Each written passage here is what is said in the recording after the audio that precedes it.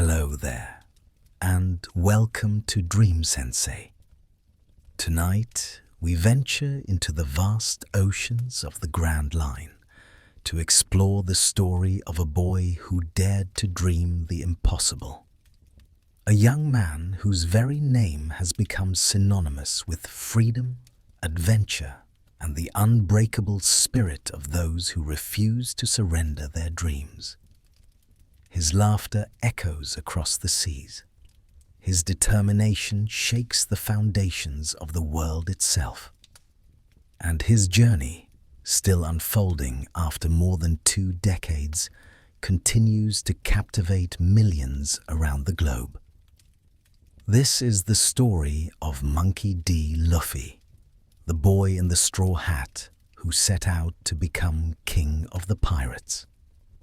In the world of anime and manga, few characters have achieved the level of recognition and beloved status that Luffy has earned. Created by mangaka Eiichiro Oda, and first appearing in Weekly Shonen Jump in the year 1997, Luffy has grown from a simple concept into a cultural phenomenon that transcends borders, languages, and generations. His image adorns everything from merchandise to museum exhibits. Athletes have mimicked his poses after winning gold medals at the Olympics. Fashion magazines that typically avoid manga characters have featured him on their covers. He represents something fundamental and universal, a dreamer who refuses to let the world tell him what is possible. But who is this rubber-bodied pirate who has captured so many hearts? What makes him different from countless other protagonists who chase their dreams? The answer lies not in simple explanations, but in the intricate details of his journey, the evolution of his powers, the bonds he forms, and the values he embodies. Tonight, we will explore the many layers of Monkey D. Luffy, from the moment he ate a mysterious fruit as a child to his current status as one of the 4 emperors of the sea. We will examine his transformations, his growth, his relationships, and the philosophy that drives him ever forward toward his ultimate goal. So settle in, relax, and let your mind drift across the oceans to a world where dreams are worth fighting for, where friendship is the greatest treasure, and where a boy in a straw hat continues to inspire us all to pursue our own impossible dreams. Let us begin this journey together, one fascinating fact at a time, as we uncover the truth behind the legend of Monkey D. Luffy. The boy who would be king, before Luffy became a pirate, before he gained his incredible powers, before his name struck fear into the hearts of Marines, and admiration into the souls of dreamers. He was simply a boy living in a small village at the edge of the world. Born in Fuchsia Village, located in the Goa Kingdom of the East Blue, Luffy entered a world where his very lineage was destined to shake the foundations of power. His birthday falls on May 5th, a date that fans around the world now celebrate with the same enthusiasm they might reserve for their own birthdays or national holidays. But Luffy's origins carry weight far beyond that of an ordinary child. He is the son of Monkey D. Dragon, the leader of the Revolutionary Army, and the man considered by the world government to be the most dangerous criminal in existence. His father's mission is nothing less than the complete overthrow of the corrupt world government that rules the seas. Yet Luffy grew up without knowing his father, unaware of the revolutionary blood that flowed through his veins.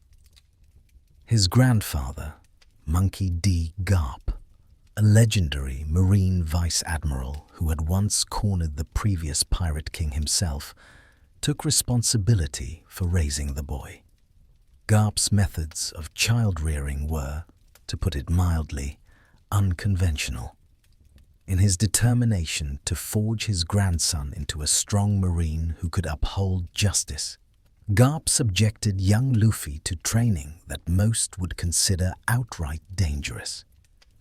He would throw the child into deep valleys and tell him to climb out. He would abandon him alone in dangerous forests in the middle of the night, surrounded by wild beasts. He would tie Luffy to balloons and send him floating high above the ground, forcing the boy to find ways to survive. These extreme methods were meant to toughen Luffy, to prepare him for the harsh realities of the world. And in a way, they succeeded, though not in the manner Garp had hoped. Rather than molding Luffy into a Marine, these trials helped forge the indomitable spirit that would later carry him through impossible battles. The village of Fuchsia itself was small and peaceful, the kind of place where everyone knew everyone else, where the pace of life moved slowly and predictably. It was not the sort of environment one would expect to produce a future emperor of the sea. But everything changed when a particular pirate crew decided to make Fuchsia Village their temporary base of operations. The Red Hair Pirates, led by the legendary Shanks, arrived and brought with them stories of adventure, freedom, and the vast world beyond the village's simple shores. Young Luffy, around 6 years old when Shanks first arrived, became absolutely entranced by these pirates.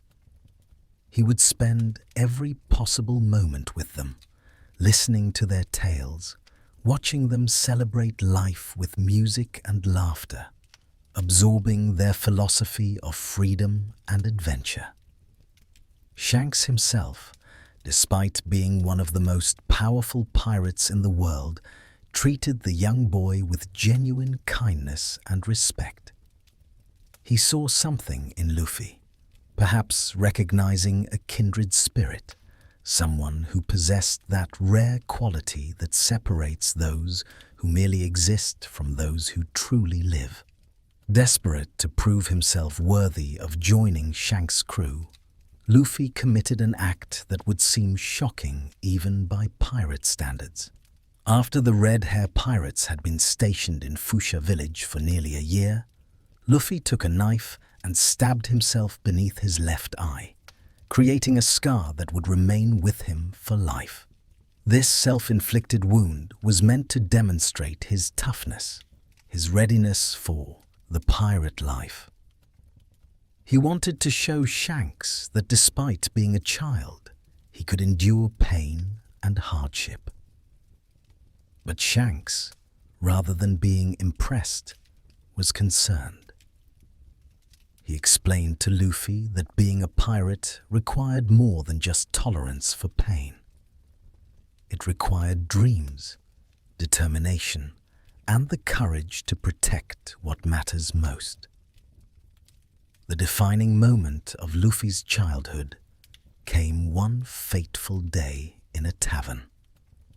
A mountain bandit named Higuma, arrogant and violent, insulted Shanks and his crew.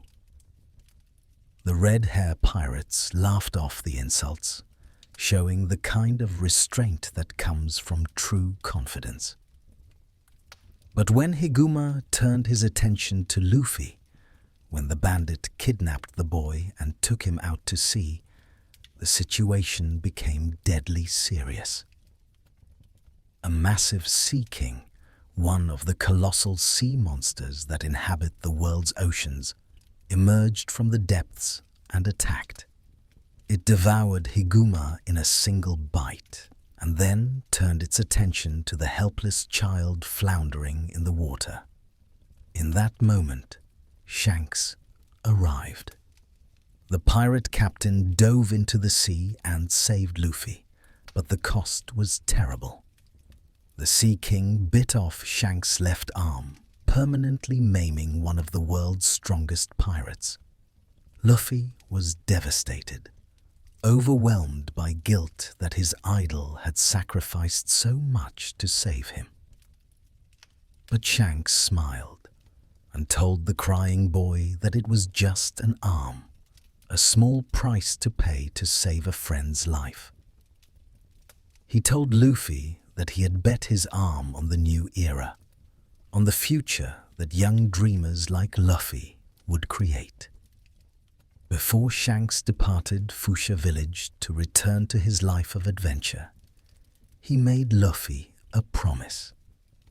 He placed his most treasured possession, his straw hat, on the boy's head. This was not just any hat, but one that had previously belonged to the Pirate King himself, Gol D. Roger. Shanks told Luffy to return the hat to him someday, when Luffy had become a great pirate in his own right.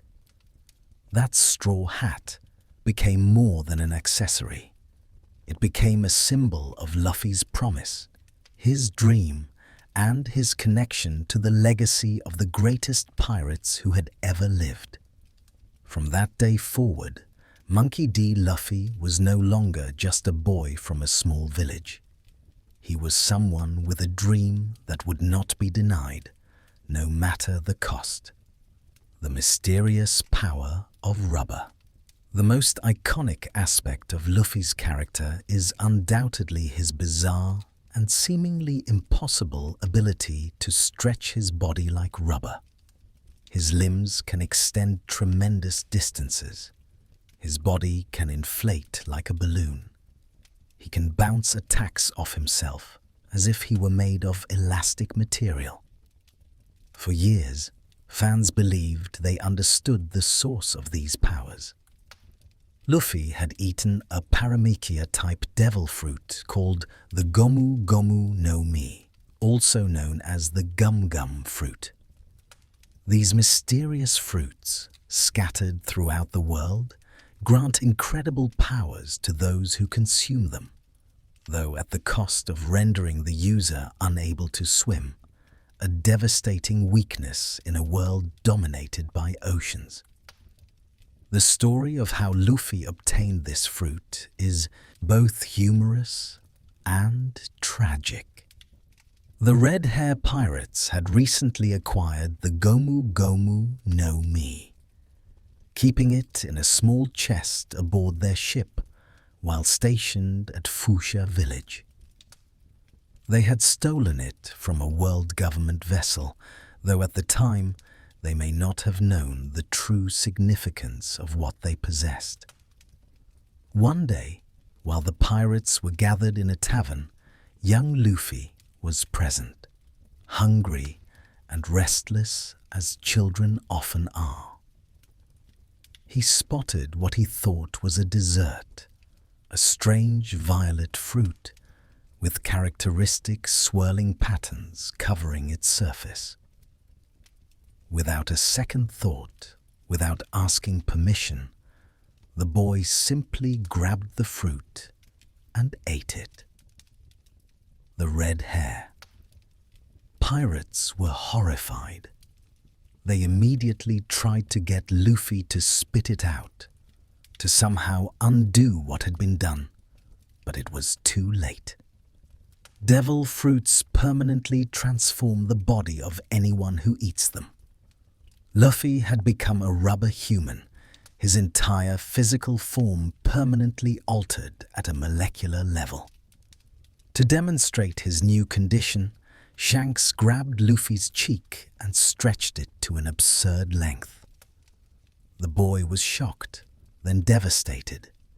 In his mind, he had just ruined his chances of becoming a pirate. How could he sail the seas if he could no longer swim? How could he join Shanks' crew now? But Shanks laughed and told him that being unable to swim was just another challenge to overcome. Many of the world's strongest pirates were devil fruit users who had learned to work around this limitation. What mattered was what Luffy chose to do with his new powers. And so the boy began experimenting, learning to stretch his arms, to inflate his body, to use his rubber form in creative ways. At first, his control was poor. His attacks lacked precision and timing. But over the years, as he grew and trained, he began to understand the potential of what he had gained. For more than 20 years of publication, readers believed this was the complete truth about Luffy's powers. The Gomu Gomu no Mi was presented as a relatively basic paramecia fruit, nothing especially rare or legendary. It granted rubber properties, which Luffy used with increasing creativity and skill. But it seemed straightforward enough. However, during the climactic battle against Kaido in the Wano country arc, a revelation came that shook the entire One Piece fandom to its core. The Gomu Gomu no Mi does not exist. Or rather, that name is a deliberate falsehood, a cover story created by the world government to hide the truth about one of the most dangerous devil fruits ever to exist. The true name of Luffy's fruit is the Hito no Mi model, Nika, a mythical Zoan-type fruit that allows its user to transform into the legendary sun god. Nika, a figure from ancient mythology who was said to embody freedom itself and liberate slaves and the oppressed. This revelation recontextualizes everything about Luffy's powers. The world government had been hunting this specific fruit for over 800 years, desperately trying to prevent anyone from awakening its true potential. They went so far as to rename it and reclassify it as a paramecia fruit, hoping that if someone did eat it, they would never realize what they truly possessed. According to the Five Elders, the highest authority in the world government below the mysterious Im, the fruit itself seems to possess a will of its own. It has actively evaded capture, as if choosing who would wield its power. The true nature of the Nika fruit explains many things about Luffy that seemed unusual before. It explains why his fighting style so often resembles cartoon physics, why his battles can shift between deadly serious and absurdly comedic. It explains the sensation of joy and liberation that people feel when they watch him fight. It explains why his very presence has repeatedly sparked revolutions and freed the oppressed. Luffy had been unknowingly acting as the warrior of liberation, fulfilling the ancient role of Nika without even realizing it. The awakening of this fruit, which occurred when Luffy essentially died during his battle with Kaido, before his heart began beating again with a rhythm described as the drums of liberation, grants him access to a transformation known as Gear 5th. In this form, Luffy's hair turns white and seems to dance like flames. His clothes also turn white. His eyes glow red with distinctive ring-like pupils. White clouds float around his neck and shoulders, giving him an almost divine appearance. But more importantly, Gear 5th grants him the ability to manipulate reality itself, limited only by his imagination. In Gear 5th, Luffy can turn his surroundings into rubber, bouncing off the ground or even the air itself. He can grab lightning bolts and use them as weapons. He can make his punches grow to enormous size mid-strike. He can survive attacks that should kill him by simply bouncing back from them.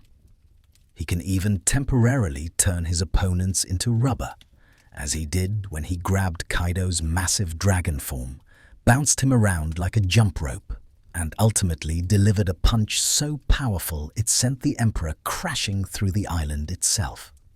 The transformation is described as the most ridiculous power in the world, not because it is weak, but because it defies conventional logic and reason.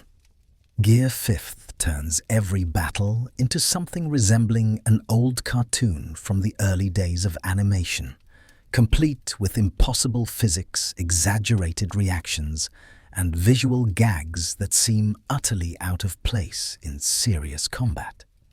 Yet this apparent silliness conceals devastating power. It represents the ultimate freedom, the ability to fight without being constrained by rules, expectations, or limitations. However, like all of Luffy's most powerful techniques, Gear 5th comes with significant costs. The transformation drains his stamina at an alarming rate. When the form wears off, Luffy appears to age decades in an instant, his body withered and exhausted, his energy completely depleted. He needs time to recover before he can fight again, and pushing the form too far could potentially cost him his life.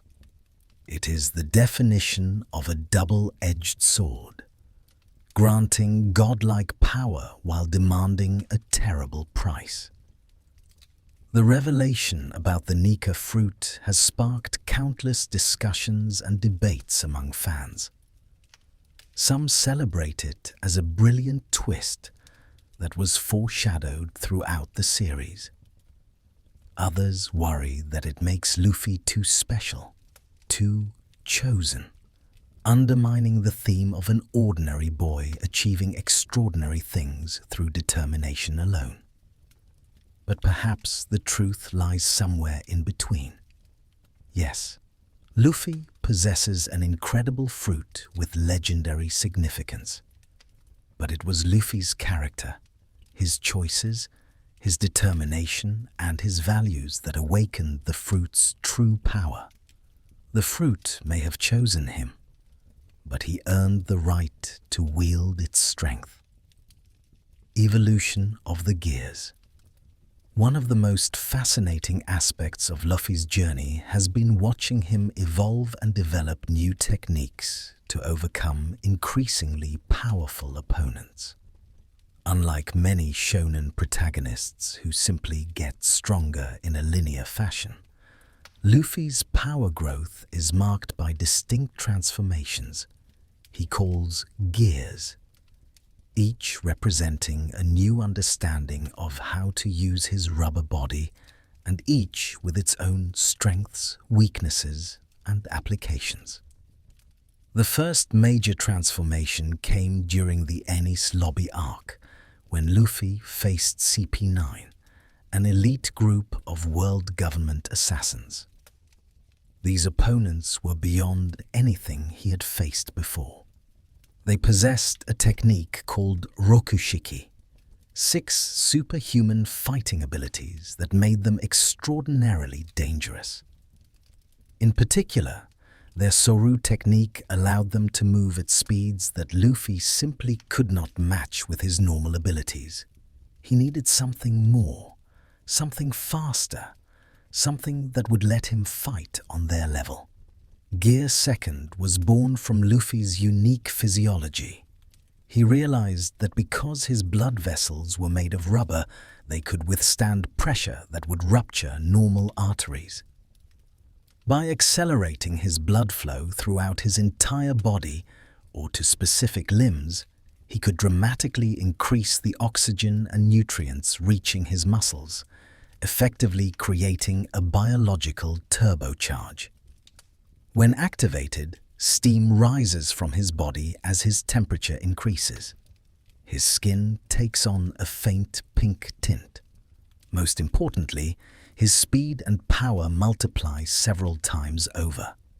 In Gear Second, Luffy moves like a blur. His punches arrive faster than the eye can follow. His reactions become nearly instantaneous. Techniques that were already formidable become devastating. His Gum Gum pistol attack becomes Gum Gum jet pistol, striking with enough force to send enemies flying through buildings. His Gum Gum Gatling becomes Gum Gum jet Gatling, a barrage of hundreds of punches delivered in seconds. The first time CP9 member Blueno experienced Gear Second, he could barely comprehend what was happening as Luffy demolished him with overwhelming speed. However, Gear Second comes with significant drawbacks. Initially, using it caused severe strain on Luffy's body. His metabolism accelerated to dangerous levels, consuming energy and nutrients at an alarming rate. Extended use would leave him exhausted, hungry to the point of being unable to move, or even paralyzed for a time. Rob Lucci, one of the strongest members of CP9, compared the technique to doping, enhancing performance while causing long-term damage. Luffy was essentially shortening his lifespan every time he used Gear Second, trading years of his life for moments of enhanced combat ability. Over time, with training and experience, Luffy has improved his control over Gear Second dramatically. After the 2-year time skip, when he returns stronger and more skilled, he can activate the form without the dramatic preparation he once required. He can apply it to specific body parts rather than his entire body, reducing the strain and energy consumption. He can maintain it for much longer periods. The technique that once threatened to cripple him has become second nature, something he can slip into and out of as easily as changing his posture. But speed alone was not enough for every situation. Some enemies were simply too large, too armored, or too powerful for even Gear Second's enhanced strikes to damage effectively. Luffy needed raw power, the ability to deliver blows with tremendous force. This led to the development of Gear Third, another technique revealed during the Enies Lobby arc. Gear Third works on a completely different principle than Gear Second. Instead of accelerating his blood, Luffy bites into his thumb, creating an opening into his bones. He then blows air into his skeleton, inflating specific bones to enormous size. Most commonly, he inflates his arm, creating a gigantic fist comparable in size and power to that of an actual giant. The resulting punch, which he calls Gum Gum Giant Pistol, carries enough force to shatter stone walls and send massive enemies flying. The advantage of Gear Third is obvious. It allows Luffy to fight on a completely different scale, matching strength with opponents far larger than himself. During the Enies Lobby arc, he used Gear Third to break through the massive iron doors of the government facility. He used it to trade blows with Rob Lucci when the CP9 agent used his most powerful form. Against enormous opponents like the giant zombie Oars, Gear Third gave Luffy the striking power he needed to deal meaningful damage. Initially, Gear Third had a humorous and somewhat debilitating side effect. When Luffy stopped using it, all the air he had blown into his bones would be expelled. But this would cause him to shrink to a tiny, childlike version of himself, for a period proportional to how long he had used the inflated form. During this time, he was essentially helpless, unable to fight effectively. His crew had to protect him until he returned to normal size. It was a vulnerability that could have proven fatal in the wrong circumstances. However, like with Gear 2nd, Luffy's mastery of Gear 3rd improved with time and training. After the time skip, the shrinking side effect simply disappeared. He could use Gear 3rd freely without worrying about becoming vulnerable afterward. He also learned to inflate different body parts, not just his arms. He could create a giant leg for devastating kicks. He could inflate his entire torso to create a massive defensive wall. The technique became a standard part of his arsenal rather than a last resort. Then came Gear 4th, the transformation that truly demonstrated how far Luffy had progressed.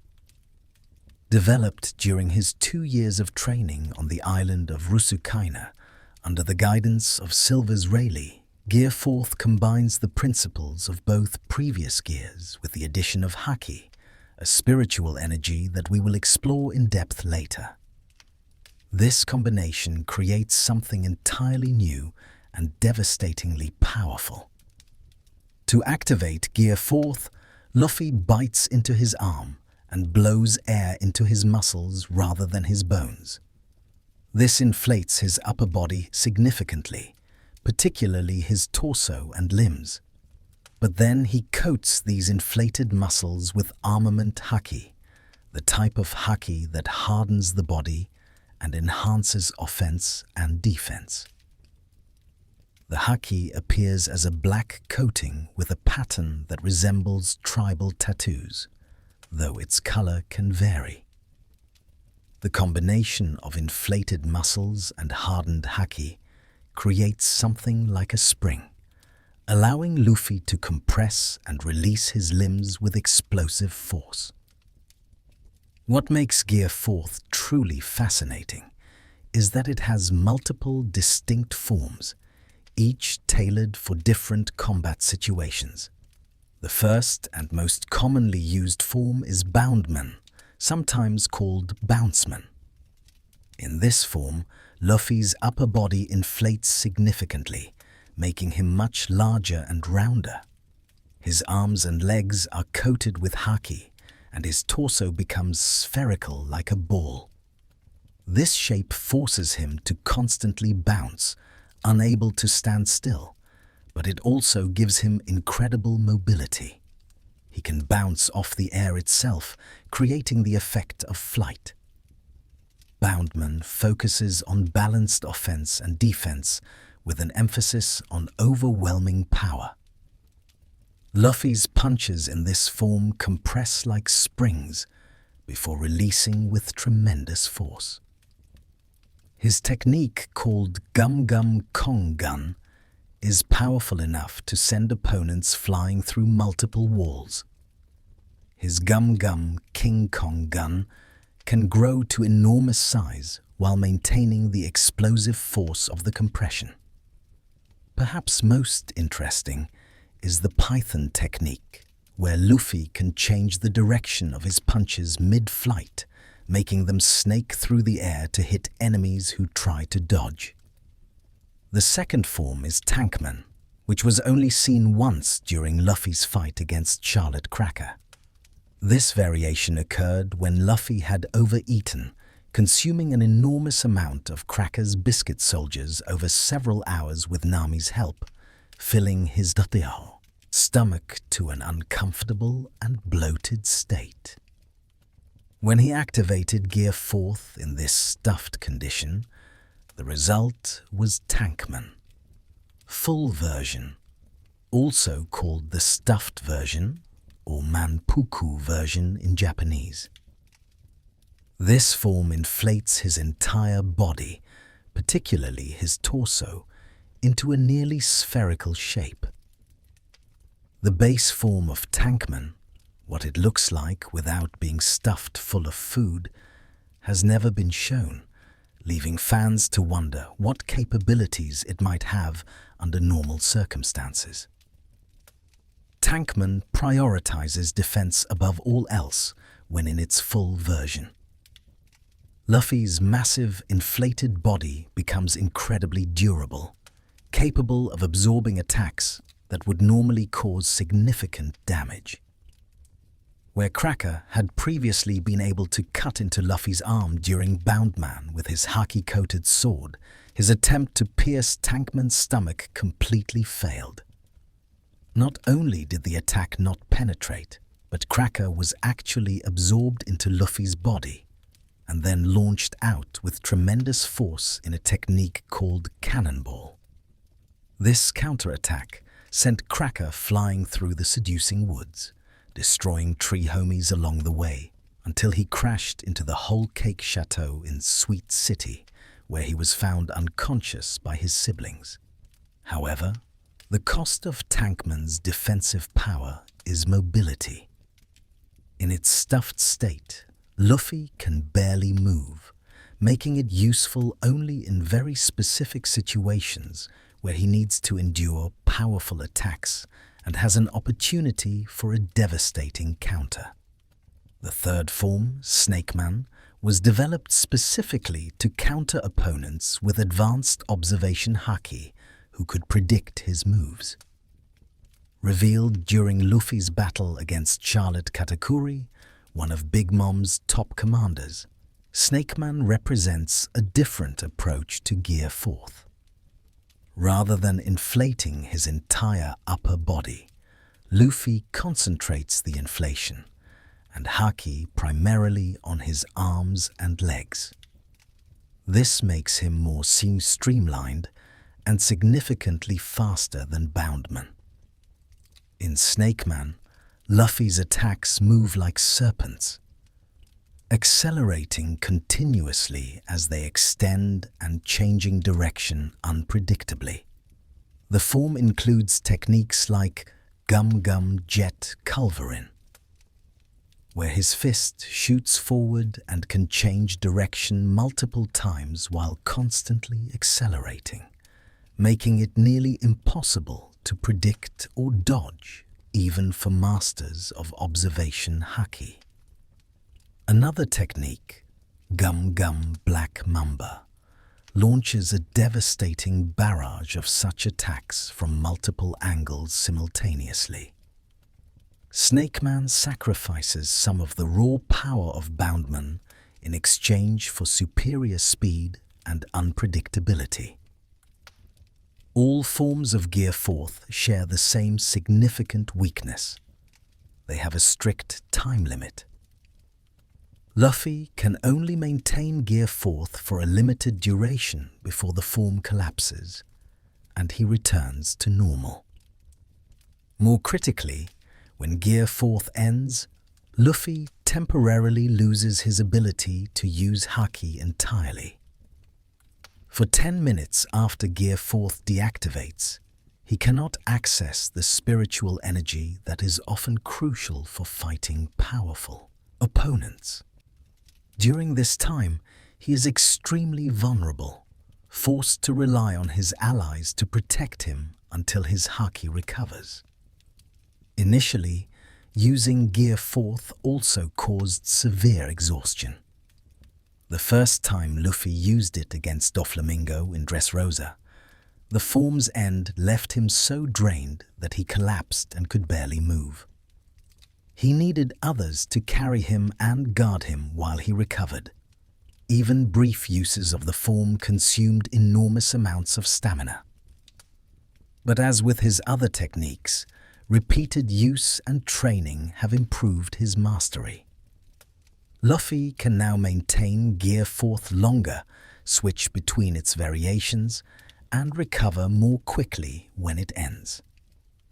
Then comes Gear 5th, the awakening of his devil fruit that we discussed earlier.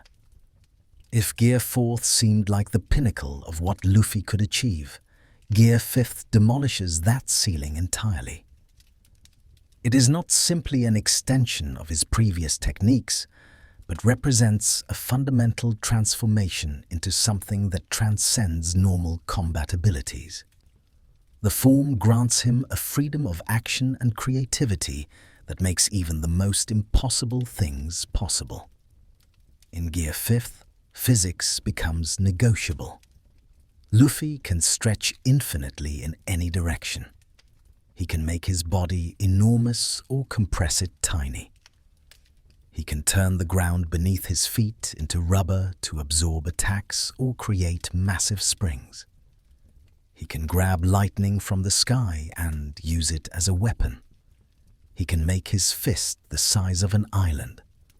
Most incredibly, he can temporarily imbue others with rubber properties, something no Paramecia awakening had shown before. The form feels almost divine in its power. When Luffy punches Kaido in Gear 5th, the attacks don't just hurt the Emperor physically, they seem to hurt his very existence, bypassing normal defenses and inflicting damage on a level that goes beyond conventional combat. The transformation allowed Luffy to go from being utterly defeated by Kaido multiple times to overwhelming the so-called strongest creature in the world, with attacks that seemed to break reality itself. Yet Gear 5th maintains the pattern of extreme cost for extreme power. The form drains Luffy's stamina at an alarming rate. When it deactivates, he doesn't just become tired. His body appears to age rapidly, becoming withered and ancient-looking as if decades had passed in moments. His voice weakens. He requires significant recovery time. Kaido himself warned Luffy that pushing Gear 5th too far could kill him. It is the ultimate representation of Luffy's fighting philosophy. He will risk everything, even his own life, to protect what he values. What makes Luffy's progression through these gears so compelling is not just the increasing power, but what each transformation represents. Gear 2nd shows his determination to match those faster than him. Gear 3rd demonstrates his need to face enemies larger and stronger than himself. Gear 4th reveals his growth during 2 years of intense training, combining everything he learned into a cohesive fighting style. And Gear 5th represents the culmination of his journey, the full realization of the freedom he has always fought for. Each gear required Luffy to push past his limits, to find new ways of using powers that seemed straightforward. The rubber boy who could only stretch his arms has become a force capable of challenging the strongest beings in the world. But he achieved this not through inherent talent alone, but through relentless training, painful defeats, and the constant drive to protect those he cares about. The gears are not just power-ups. They are milestones marking Luffy's growth from a naive child into one of the world's most formidable warriors. Mastering Haki. While devil fruits grant fantastical powers, they are not the only supernatural force in the world of One Piece. There exists a mysterious energy called Haki, a manifestation of a person's spiritual strength and willpower that can be trained and developed. Unlike devil fruits, which permanently transform the body, Haki is theoretically accessible to anyone with sufficient training and strength of will, though in practice, few people ever master it. For Luffy, learning to use Haki became absolutely essential for survival in the harsh waters of the New World. Haki comes in 3 fundamental types, and while many people might master 1 or perhaps 2 types during their lifetime, Those who can use all three are extremely rare and are invariably some of the most powerful individuals in the world. Luffy is among the select few who possess the potential for all three types, though his journey to mastering them was long and filled with painful lessons. The most common type is observation haki, also called color of observation or mantra in certain regions. This allows the user to sense the presence, emotions, and intentions of others, even if they are hidden or far away. In combat, observation haki functions almost like precognition, allowing the user to predict their opponent's movements before they happen. A master of observation haki can sense attacks coming from behind them, detect enemies through walls, or even count the number of people in a distant building. Luffy first encountered observation haki during his time on Skypiea, where the priests used what they called mantra to predict the Straw Hat's movements. At the time, Luffy could not understand how they seemed to know where he would attack before he even moved. It seemed like magic, like reading minds, but it was simply highly developed observation haki, allowing them to sense his intentions. After the traumatic events at Marineford, where Luffy's older brother Ace was executed before his eyes despite all his efforts to save him, Luffy began serious training under Silver's Rayleigh, the former first mate of the Pirate King. On the island of Rusukaina, Rayleigh taught Luffy the basics of all three types of haki. For observation haki, the training was brutal. Rayleigh would blindfold Luffy and attack him repeatedly, forcing the young pirate to develop the ability to sense danger without relying on his physical senses. Over the 2 years of training, Luffy's observation haki grew tremendously. By the time he returned to the Grand Line, he could predict attacks, sense hidden enemies, and gauge the strength of opponents. However, his observation haki truly evolved during his battle with Charlotte Katakuri, one of Big Mom's strongest fighters. Katakuri possessed such advanced observation haki that he could see several seconds into the future, making him nearly impossible to hit because he would simply see the attack coming and dodge before it was even thrown. Fighting Katakuri pushed Luffy to develop his own observation haki to the point where he too could glimpse the future. The ability is extraordinarily difficult to achieve, requiring not just training but a certain state of mind, an intense calm and focus even in the midst of deadly combat. By the end of that grueling battle, Luffy had joined the tiny number of people capable of seeing future events, if only for brief moments. This future sight, as it is called, has since become one of his most valuable abilities, allowing him to react to attacks that would otherwise be impossible to counter. The second type of haki is armament haki, also called color of armament. This is perhaps the most versatile and commonly seen form of haki in combat. At its most basic level, armament haki creates an invisible armor around the user's body or weapons, enhancing both offensive and defensive capabilities. More importantly, it allows the user to strike Devil Fruit users as if they were solid, bypassing the protections their fruits normally grant. For someone like Luffy, whose Devil Fruit powers make him immune to blunt force attacks, armament haki is crucial, because it is one of the few things that can actually hurt him.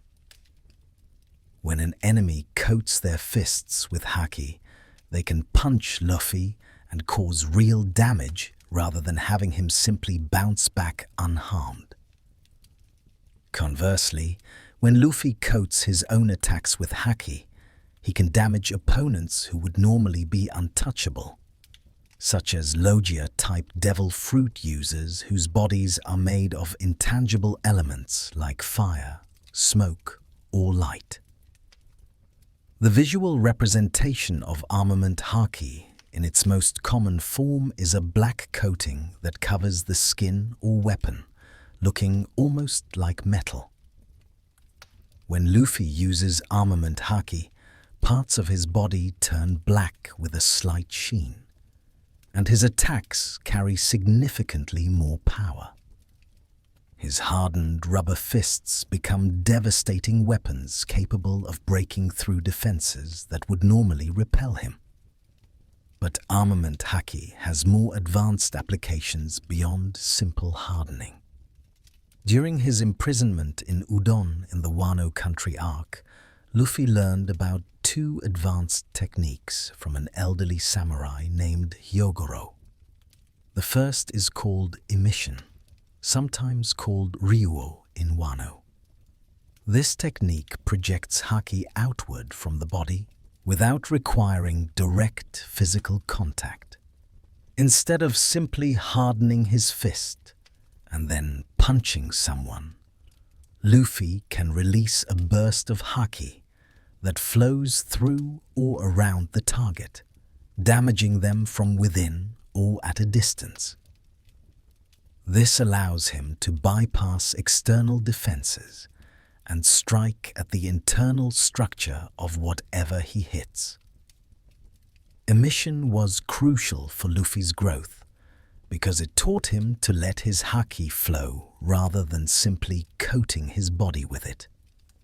The technique requires a different mindset, less about creating armor and more about channeling energy like water flowing through a stream. When executed properly, emission creates a visible shockwave effect, and the target suffers internal damage even if the punch doesn't make solid contact with their body. Against heavily armored or especially durable opponents, this internal destruction can be far more effective than surface-level strikes. The second advanced technique goes even further, called internal destruction or advanced Ryuo.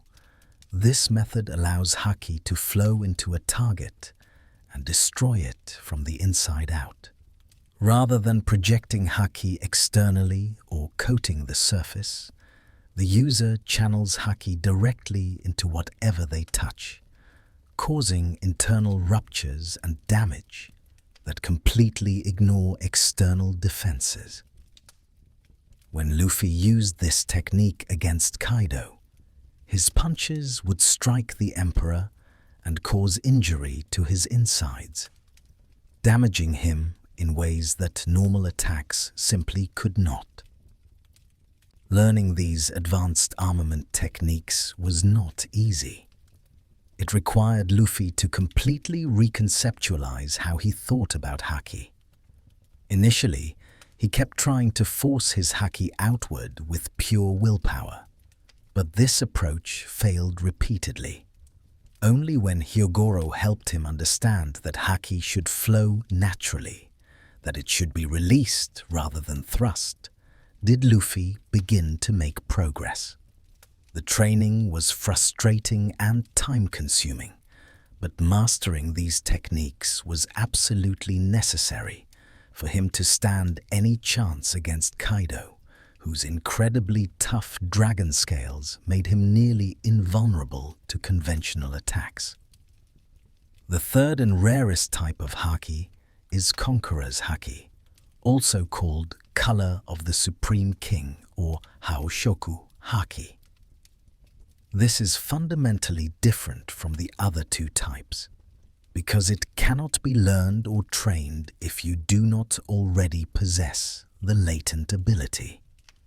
It is said that only one person in several million has the potential for Conqueror's Haki, and those who do possess it are invariably individuals with the qualities of a king, those destined to stand above others and lead.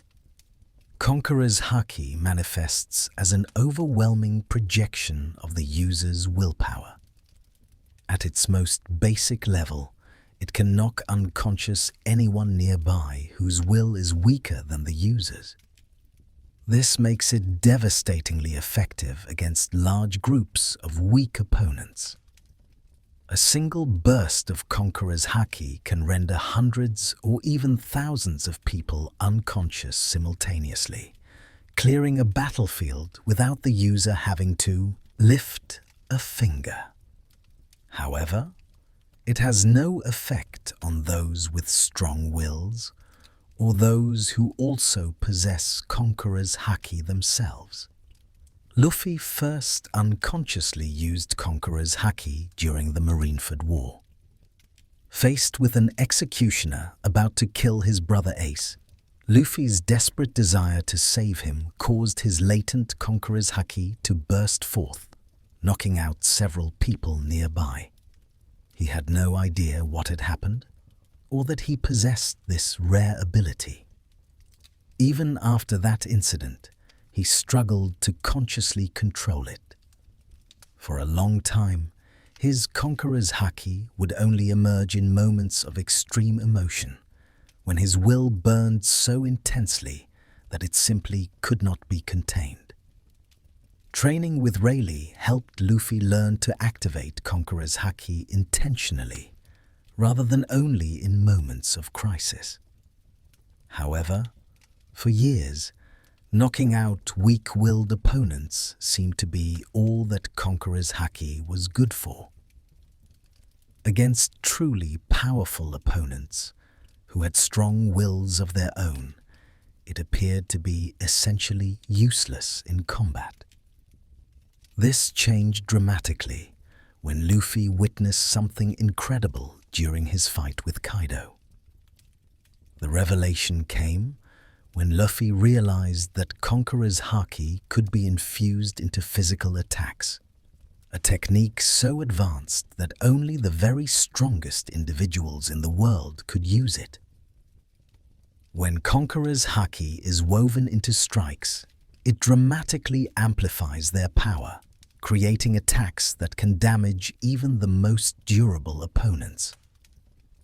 Visually, when someone uses Conqueror's Haki infusion, their attacks crackle with black lightning, and when two such attacks collide, neither makes physical contact.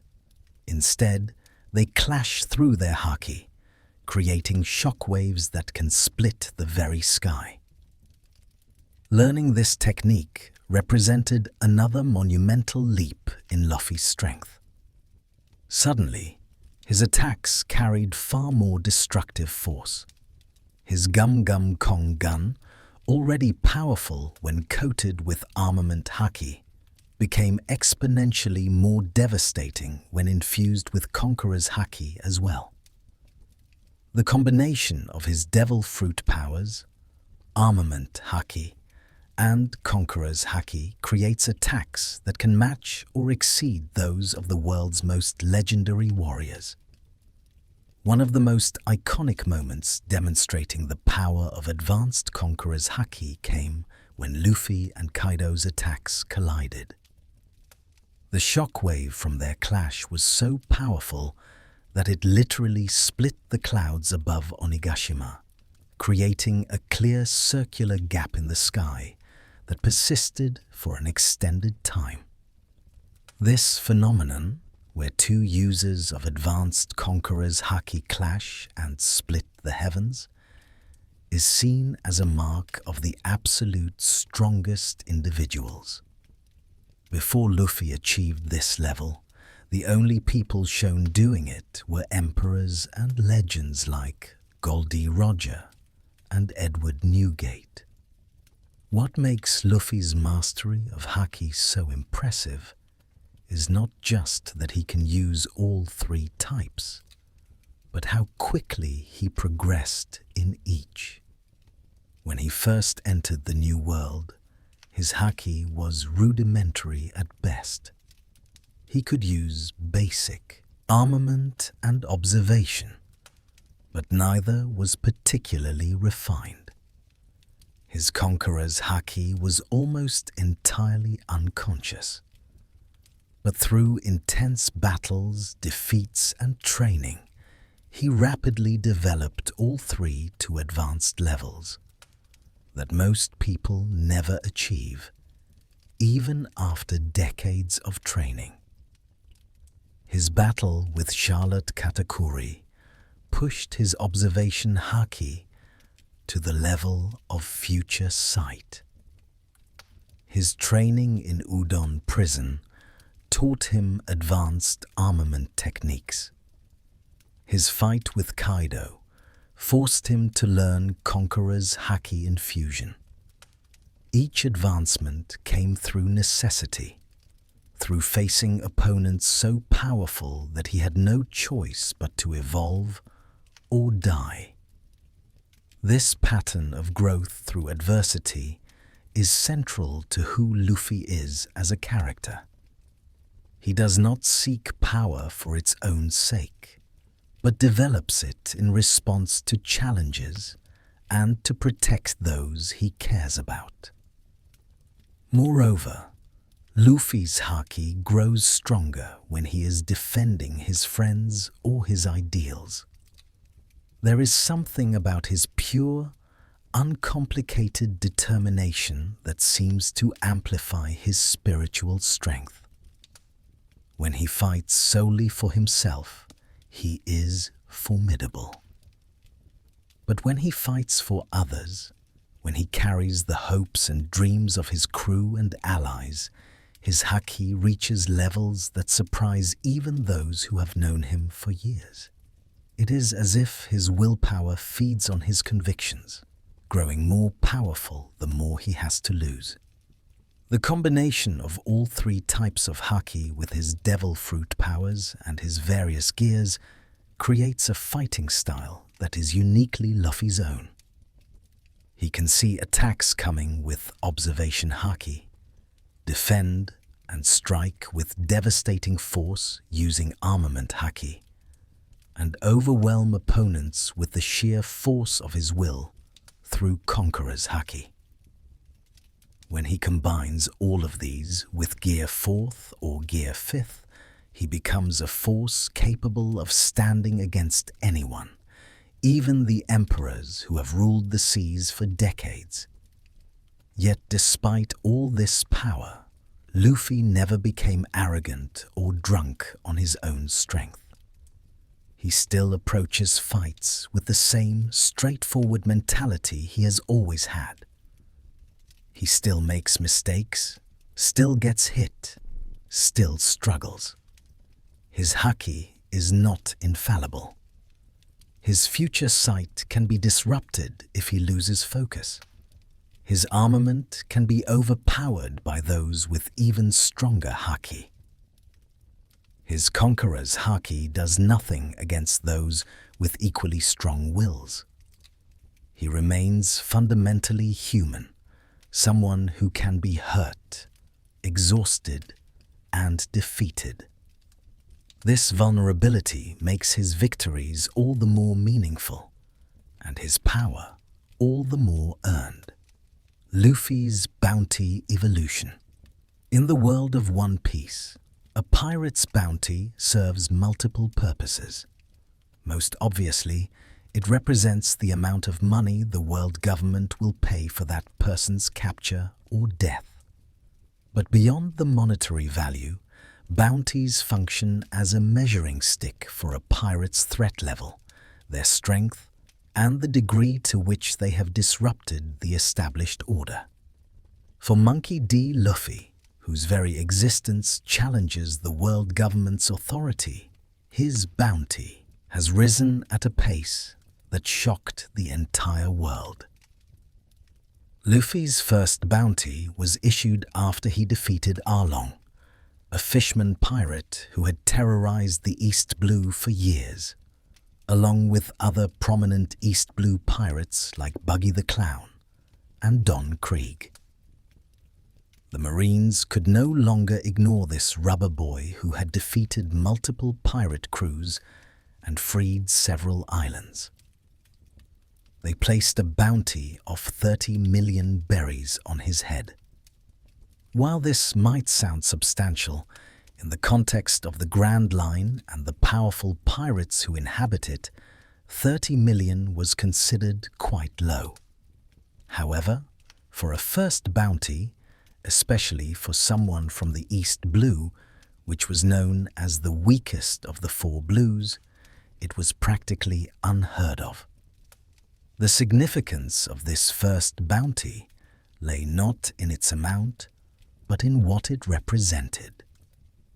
Luffy had announced his presence to the world. He was no longer just a kid with a dream, but someone the world government acknowledged as a threat. The bounty poster featuring his huge grin became iconic, and people began to take notice of this strange pirate who wore a straw hat and claimed he would become king of the pirates. His crew celebrated the bounty as a milestone, proof that they were making progress toward their goals. Luffy's second bounty came after the events at Alabasta, where he defeated Sir Crocodile, one of the 7 warlords of the sea. Crocodile was the first opponent who completely outclassed Luffy initially, defeating him twice before Luffy finally prevailed. For this victory, though the world government tried to credit Marine Captain Smoker publicly, Luffy's bounty skyrocketed to 100 million berries. This was a significant increase that marked him as a serious threat, rather than just another rookie pirate. 100 million berries was a threshold that separated ordinary pirates from those the government considered genuinely dangerous. It meant they could no longer dismiss Luffy as a temporary nuisance. Other pirates began to see him as either a potential ally or a threat to their own ambitions. The Marines intensified their efforts to capture him. This bounty established Luffy as someone worth watching in the pirate world. The third bounty came after the events at Enies Lobby, where Luffy and his crew declared war on the world government itself by burning their flag and defeating the elite assassination squad CP9 to rescue Nico Robin. This was no ordinary act of piracy. This was a direct challenge to the organization that ruled the world. For leading this attack and for defeating Rob Lucci, one of the strongest agents in CP9 history, Luffy's bounty increased to 300 million berries, a threefold jump that sent shockwaves throughout the pirate world. 300 million berries was a bounty level that put Luffy in rare company. It meant the government considered him a serious threat, someone who required significant resources to capture. Pirates with bounties in the hundreds of millions were typically seasoned criminals who had spent decades building their reputations. For someone as young as Luffy to reach this level so quickly marked him as extraordinary. This bounty also officially recognized him as part of the worst generation, the group of rookie pirates who were making waves in the Grand Line. The fourth bounty came after a series of major events. The defeat of warlord Gecko Moria, punching a world noble named St. Charlos, breaking into and out of the world's most secure prison Impel Down with numerous dangerous criminals, and participating in the Marineford War alongside Whitebeard's forces to try to save his brother Ace. When the dust settled, Luffy's bounty was raised to 400 million berries. This increase was notable for different reasons than the previous ones.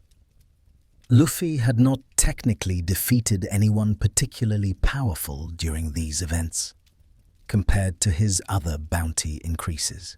Instead, this bounty reflected multiple factors. The government's recognition that he was the son of Dragon, the world's most wanted revolutionary. His demonstrated willingness to challenge the world government directly, regardless of consequences. And the revelation during Marineford that he possessed Conqueror's Haki, a trait possessed by only one in several million people. They could no longer afford to underestimate him. After the 2-year time skip, when Luffy returned to the Grand Line stronger and more capable, his bounty remained at 400 million for a time. However, his actions in Dressrosa changed that. He defeated Don Quixote do Flamingo, one of the 7 warlords of the sea, and a crucial player in the underworld's arms trade, dismantling his criminal empire and freeing the nation from tyranny. For this, his 5th bounty was set at 500 million berries.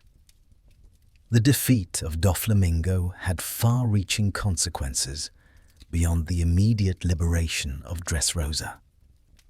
Doflamingo was not just a powerful pirate, but also a former world noble with deep connections to the government's secrets. He controlled the production of artificial devil fruits that supplied Emperor Kaido. His criminal empire touched multiple nations and industries. When Luffy dismantled all of this, when he freed Dressrosa and exposed some of the corruption linking the warlords to the world government, he became someone who could no longer be ignored or dismissed as just another ambitious rookie. But the most shocking bounty increase came after the events of Whole Cake Island. Luffy had invaded the territory of Charlotte Linlin, known as Big Mom, one of the 4 emperors who ruled the New World. He infiltrated her headquarters, defeated 2 of her suite commanders, including Charlotte Cracker and Charlotte Katakuri, crashed her tea party, destroyed her castle, ruined her plans for a political marriage alliance, and escaped alive when dozens of stronger pirates had died attempting far less. The newspapers even began calling him the 5th Emperor, though this title carried more symbolic weight than official recognition. His 6th bounty was set at 1,500 million berries. This represented a 3-fold increase and firmly established Luffy among the world's elite pirates. A bounty of over 1 billion was a threshold that very few ever crossed. It marked him as someone on the level of the Emperor's top commanders, someone who could potentially challenge the ruling powers of the seas. The world watched in amazement as this young pirate, who had seemed like a rookie only a few years ago, now stood among legends. Following the Wano Country arc, where Luffy led the raid on Onigashima and defeated Kaido, one of the 4 emperors and widely considered one of the strongest beings alive, his 7th and current bounty was set at 3 billion berries. What makes this amount particularly interesting is that it matches the bounties given to Trafalgar Law and Eustace Kidd, who also participated in defeating the emperors.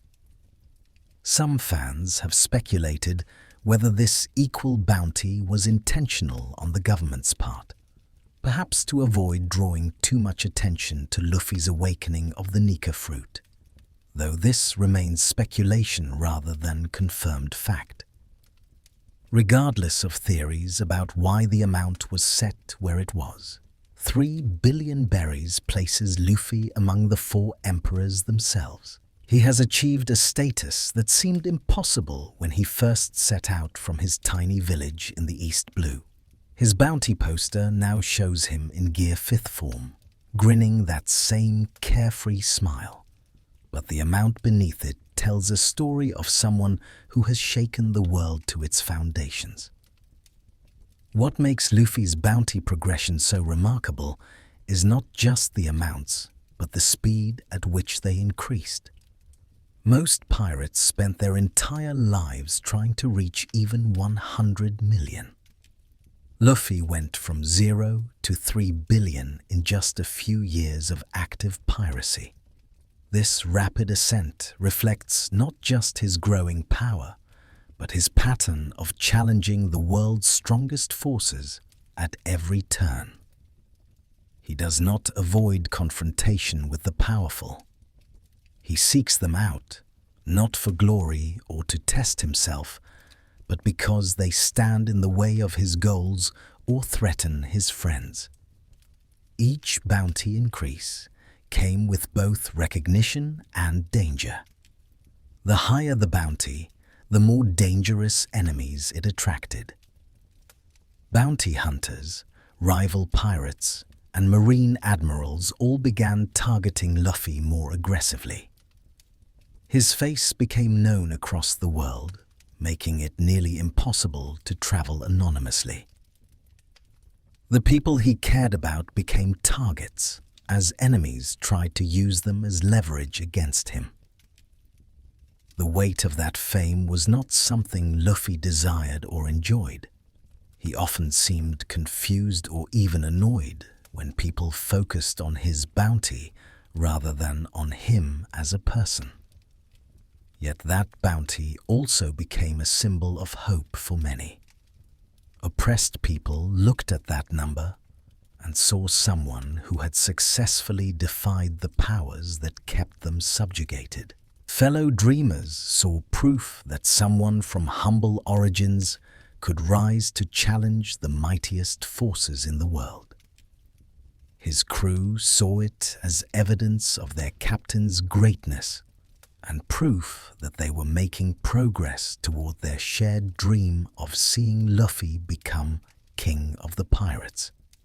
The Straw Hat Pirates. At the heart of Luffy's journey lies something more valuable than any treasure, more powerful than any devil fruit, and more important than any bounty. It is the bonds he shares with his crew, the family he has built from strangers who became friends and then became something deeper. In the world of One Piece, the Japanese word nakama carries special significance. It is often translated as friend, comrade, or crewmate, but it implies something more profound than any single English word can capture. It means someone who shares your journey, your struggles, and your dreams. Someone you would die for and who would die for you. For Luffy, his nakama are everything. The first person to join Luffy's crew was Roronoa Zoro, a swordsman whose dream is to become the world's greatest swordsman. They met when Zoro was tied up at a marine base, being held prisoner by a corrupt captain's son. Luffy freed him and asked him to join his crew. At first, Zoro was reluctant, but after Luffy helped him retrieve his swords and defeat the Marines, he agreed to become the crew's first mate, though that title was never formally given. The relationship between Luffy and Zoro is foundational to the crew. Zoro was the first person to believe in Luffy's dream, to acknowledge him as captain, and to vow that he would help Luffy achieve his goal, even if it cost him his own dream. Zoro's loyalty to Luffy is absolute and unwavering. During the Thriller Bark arc, when the warlord Bartholomew Kuma offered to spare the crew if someone would take all of Luffy's accumulated pain and fatigue into their own body, Zoro volunteered without hesitation. He took in damage that should have killed him, enduring unspeakable agony in silence to protect his captain. When asked about it later, he simply said nothing happened. This moment defined the depth of loyalty within the Straw Hat crew and the special bond between captain and first mate. The second member was Nami, a navigator whose dream is to draw a complete map of the entire world. Luffy recruited her despite her initially working for the fisherman Arlong, who had enslaved her village. When Luffy learned about her suffering, about how Arlong had manipulated and controlled her for years, he marched to Arlong Park and destroyed the entire organization. The moment when he placed his precious straw hat on Nami's head and told her to wait there, that he would handle everything, remains one of the most powerful scenes in the series. It was Luffy's declaration that she was no longer alone, that her burden was now his burden. From that moment, Nami's loyalty to Luffy became unshakable. The third member was Usopp, a sniper whose dream is to become a brave warrior of the sea. Initially a liar and a coward by his own admission, Usopp was inspired by Luffy's fearless attitude and unwavering determination. Their relationship has been more complicated than some of the others, with Usopp temporarily leaving the crew during the Water 7 arc due to disagreements about the ship. However, this temporary split only strengthened their bond when Usopp returned. Luffy refused to let him back without a proper apology, teaching Usopp about the responsibility that comes with being part of the crew. Their reunion was emotional and sincere, demonstrating that their friendship could survive even serious conflict. The fourth member was Sanji, a cook whose dream is to find the All Blue, a legendary sea where fish from all four blues gather. Sanji joined after Luffy helped defend the restaurant where he worked from Don Krieg's pirate armada. Sanji was moved by Luffy's honest appreciation for his cooking and his simple acknowledgement that a pirate crew needs a good cook. The relationship between Luffy and Sanji is characterized by mutual respect despite their very different personalities. Luffy's pure-hearted nature and his ability to eat enormous amounts of food endeared him to Sanji immediately. The fifth member was Tony Chopper, a reindeer who ate the human fruit and gained human intelligence. His dream is to cure any disease. Chopper joined after Luffy and the crew saved his home island of Drum and helped him honor the legacy of his adoptive father.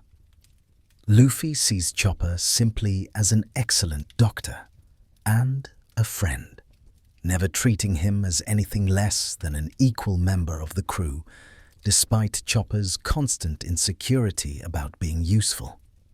This acceptance means everything to Chopper, who had been rejected by both reindeer and humans before finding his place with the Straw Hats. The sixth member was Nico Robin, an archaeologist whose dream is to find the true history of the world. Robin's recruitment was unusual because she initially invited herself onto the ship after Luffy saved her life. Their bond deepened during the Enies Lobby arc, when Robin tried to sacrifice herself to protect the crew from the world government. Luffy's response was to declare war on the entire world government itself, to burn their flag and announce that he would fight the whole world if necessary to save her. He told Robin to say that she wanted to live, and when she finally broke down and admitted that she wanted to continue sailing with them, Luffy promised they would never let her go. The seventh member was Frankie, a shipwright whose dream is to build a ship that can sail around the entire world. After initially being enemies, Frankie joined the crew after they saved him from the world government, and he realized that the ship he had built for them, the Thousand Sunny, needed someone to maintain it. Luffy's persistence in recruiting him, including having the entire crew grab onto Frankie's speedo and refusing to let go until he agreed to join, showed the sometimes humorous but always determined way Luffy approaches recruitment. The eighth member was Brook, a skeleton musician who ate the revive fruit, allowing his soul to return to his body after death. His dream is to reunite with Laboon, a whale who waits for him at the entrance to the Grand Line.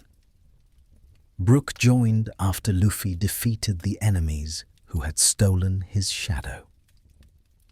The moment when Luffy asked Brook to join was typically straightforward, simply saying they needed a musician and that Brook seemed fun. For Brook, who had been alone for 50 years, Luffy's casual invitation meant more than any grand speech could have. The ninth and current final member is Jinbei, a fisherman and former warlord of the sea, whose dream is to see equality between fishmen and humans.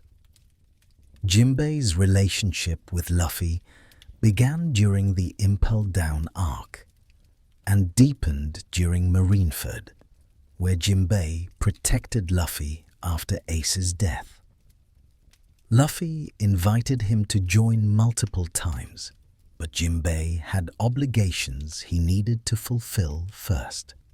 When he finally officially joined during the Wano arc, it was a significant moment, bringing the crew to 10 members and adding someone with tremendous strength and experience. What makes the Straw Hat crew unique is not their individual strength, but the bonds between them. Luffy has never chosen members based on their power or usefulness alone. He invites people to join because he likes them, because he enjoys their company, because they make him laugh or feed him good food or share his love of adventure. This approach to recruitment has resulted in a crew that functions more like a family than a typical pirate organization. Luffy's philosophy as a captain is equally unusual. He does not give orders in the traditional sense. He does not maintain strict discipline or hierarchy. He allows each member to pursue their own dreams and goals, stepping in only when those dreams are threatened. He trusts his crew completely, never doubting their abilities or their loyalty. When Nami tells him which direction to go, he goes without question. When Chopper says someone needs rest, Luffy obeys. He recognizes that each member is the best at what they do and defers to their expertise. This trust is reciprocated absolutely by his crew. They follow him not because they fear him or because he is the strongest, though his strength certainly helps, but because they believe in him. They have seen his unwavering determination. They have witnessed him fight impossible battles to protect them. They know that Luffy would never sacrifice any of them for his own goals. He has proven time and again that his crew comes before his dream. During the Enies Lobby arc, Luffy was willing to give up on his ambition of becoming Pirate King if it meant saving Robin. That is the kind of captain he is. The crew's dynamic is filled with both humor and genuine affection. Luffy's childlike enthusiasm and his tendency to do stupid things often exasperate his more sensible crewmates. His incredible appetite means he is constantly trying to steal food, leading to frequent arguments with Sanji and Usopp. His complete lack of navigation sense means he cannot be trusted to follow simple directions.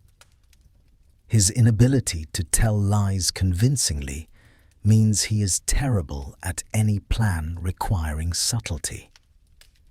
Yet these flaws are endearing rather than frustrating, because everyone knows that when things get serious, Luffy will be the one standing between them and danger.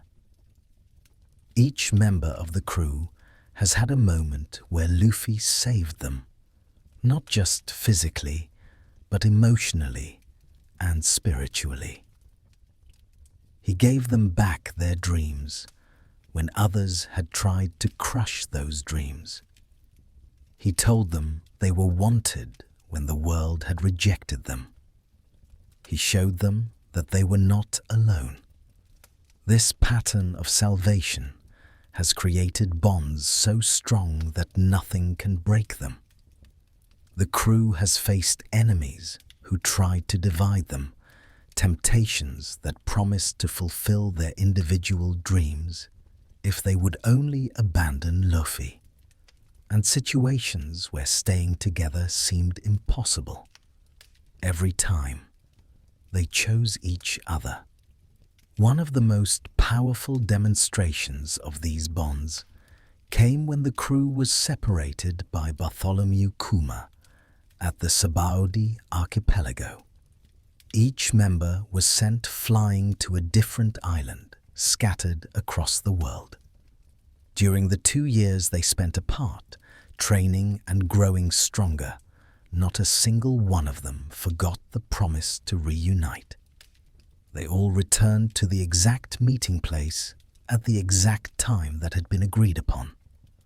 For Luffy, those 2 years of separation were perhaps the hardest part of his entire journey. He had lost his brother Ace and been separated from his crew, the 2 most important groups of people in his life. The pain of that separation drove him to train harder than ever before, to ensure he would be strong enough to protect them when they reunited. When the crew finally came back together, they were no longer rookies struggling in the first half of the Grand Line. They were a force capable of challenging emperors and shaking the foundations of the world. But what had not changed was their dedication to each other and their shared dream of seeing Luffy become Pirate King. Every member contributes to that goal in their own way. Nami navigates them to their destinations. Zoro cuts down enemies who threaten them. Sanji keeps them fed and energized. Chopper keeps them healthy. Robin deciphers the ancient knowledge they need. Frankie maintains their ship. Brook lifts their spirits with music. Usopp provides ranged support and creates useful inventions. Jinbei steers them through the dangerous waters and provides wise counsel. But more than their practical contributions, each member provides something irreplaceable. They provide friendship, laughter, support, and the feeling of belonging. For people who had mostly been alone or rejected before joining, the Straw Hat Pirates became the home they had always longed for. And for Luffy, who had dreamed since childhood of having a crew and going on adventures, they represent the fulfillment of that dream. He is not trying to become Pirate King alone. He is doing it with his friends by his side, and that makes all the difference. The relationship between captain and crew in the Straw Hat Pirates demonstrates what One Piece is ultimately about. It is not really about finding the greatest treasure or becoming the strongest fighter. It is about the journey, the bonds formed along the way, and the dream that brings everyone together. Luffy understands this instinctively. He values his crew above everything else, including his own life. He would sacrifice his dream in an instant if it meant protecting them. And knowing this, knowing that their captain would do anything for them, his crew would do anything for him. This mutual devotion has created something rare and beautiful. The Straw Hat Pirates are not just stronger together than they would be separately. They are happier, more fulfilled, and more complete. They laugh more, dream more, and live more. Through their adventures, they show that the greatest treasure anyone can find is not gold or power, but the bonds with those who share your journey. For Luffy, his crew is not a means to an end. They are the end itself.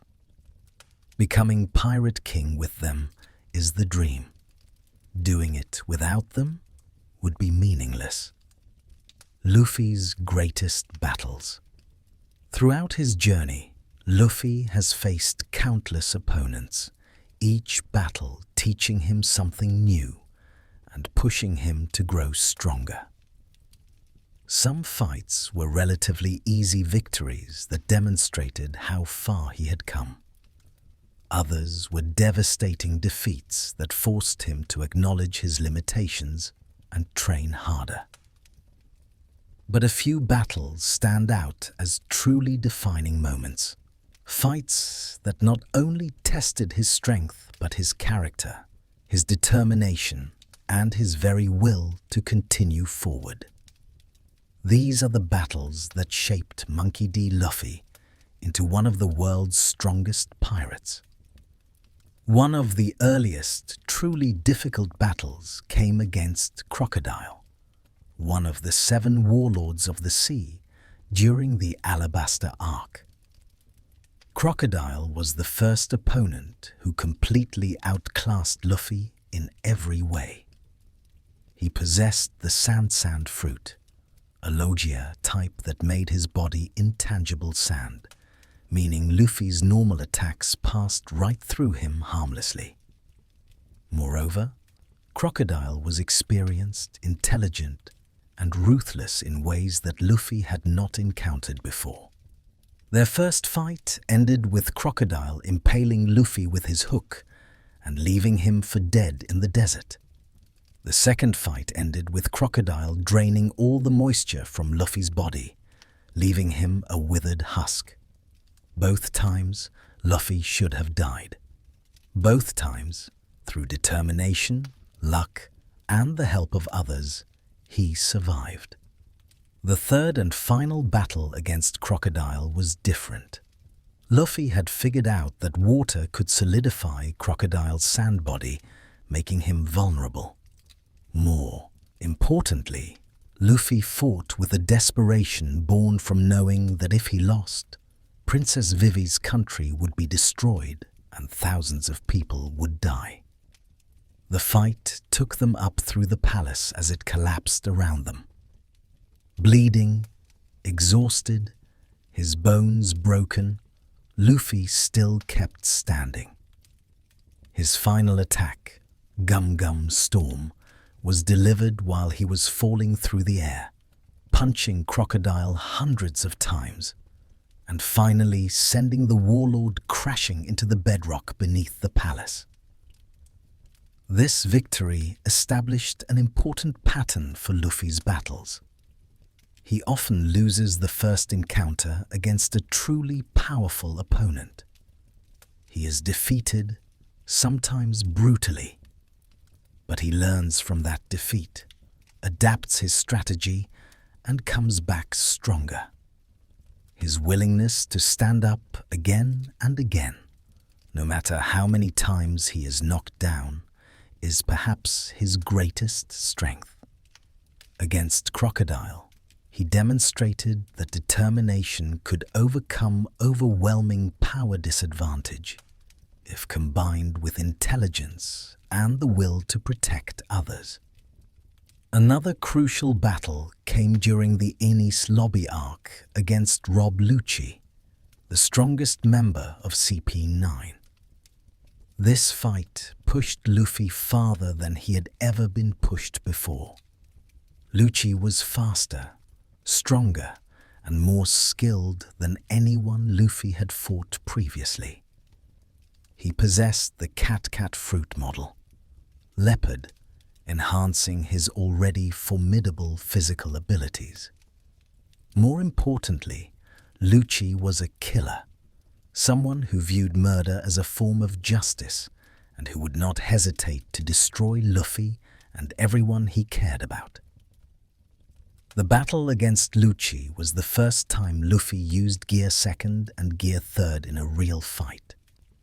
Even with these new techniques, he struggled.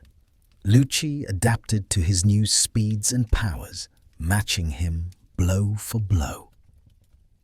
The fight destroyed much of the Enies lobby facility as they smashed through walls and floors. Luffy poured everything he had into defeating Lucci, pushing his gears beyond safe limits, accepting damage that should have ended the fight multiple times. In the end, he won through sheer refusal to stay down. His final jet, Gatling, delivered after he had already exhausted himself, finally defeated Lucci. But the cost was terrible. When the battle ended, Luffy could not move at all. He was completely paralyzed, unable to even stand for an extended period. His body had been pushed past its breaking point. If enemies had appeared at that moment, he would have been helpless.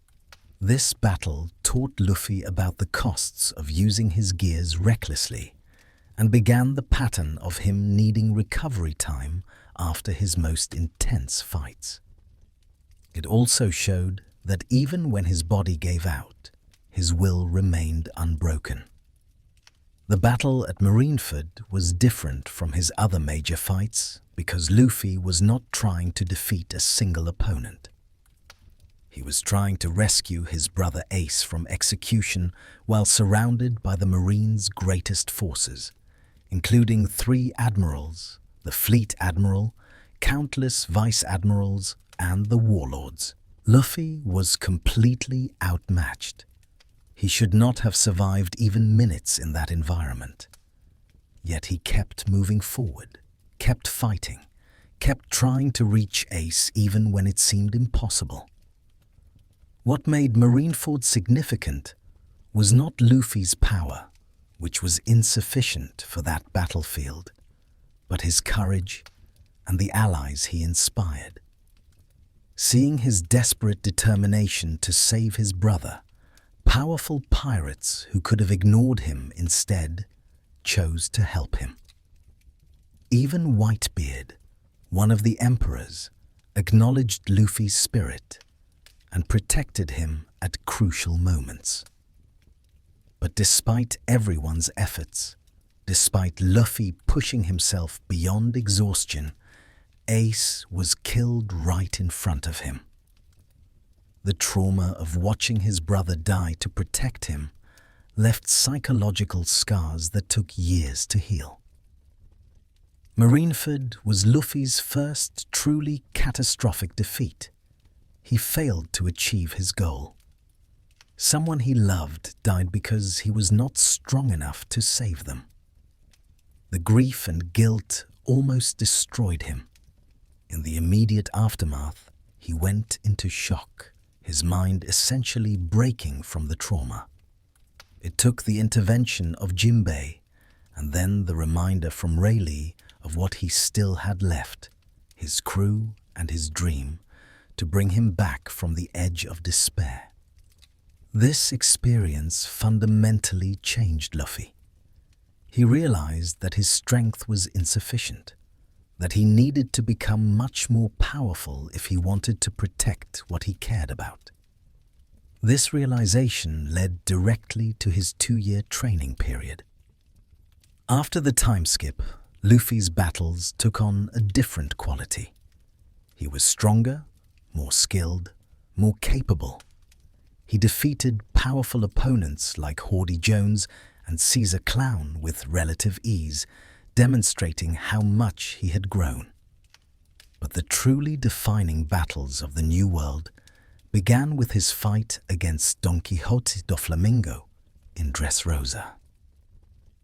Doflamingo was one of the 7 warlords, a former world noble with tremendous power and influence. He possessed the string fruit, which allowed him to control people like puppets, create indestructible strings, and even repair damage to his own organs. The battle against Doflamingo was exhausting and brutal. It required the combined efforts of Luffy and many others just to get close to defeating him. When Luffy finally got his chance for a one-on-one battle, he used Gear 4th for the first time in the story. The transformation shocked everyone. Doflamingo, who had seemed confident moments before, suddenly found himself completely outmatched. Luffy's Boundman form gave him speed and power that exceeded anything Doflamingo could handle. The King Kong gun that finished the fight sent Doflamingo crashing through Dressrosa with such force that it left a massive crater. However, this victory came with a cost that would establish another pattern. When Gear 4th ended, Luffy lost his ability to use Haki for 10 minutes. During that time, he was vulnerable and had to be protected by others while he recovered. This weakness meant that Gear 4th, despite its tremendous power, could not be used carelessly.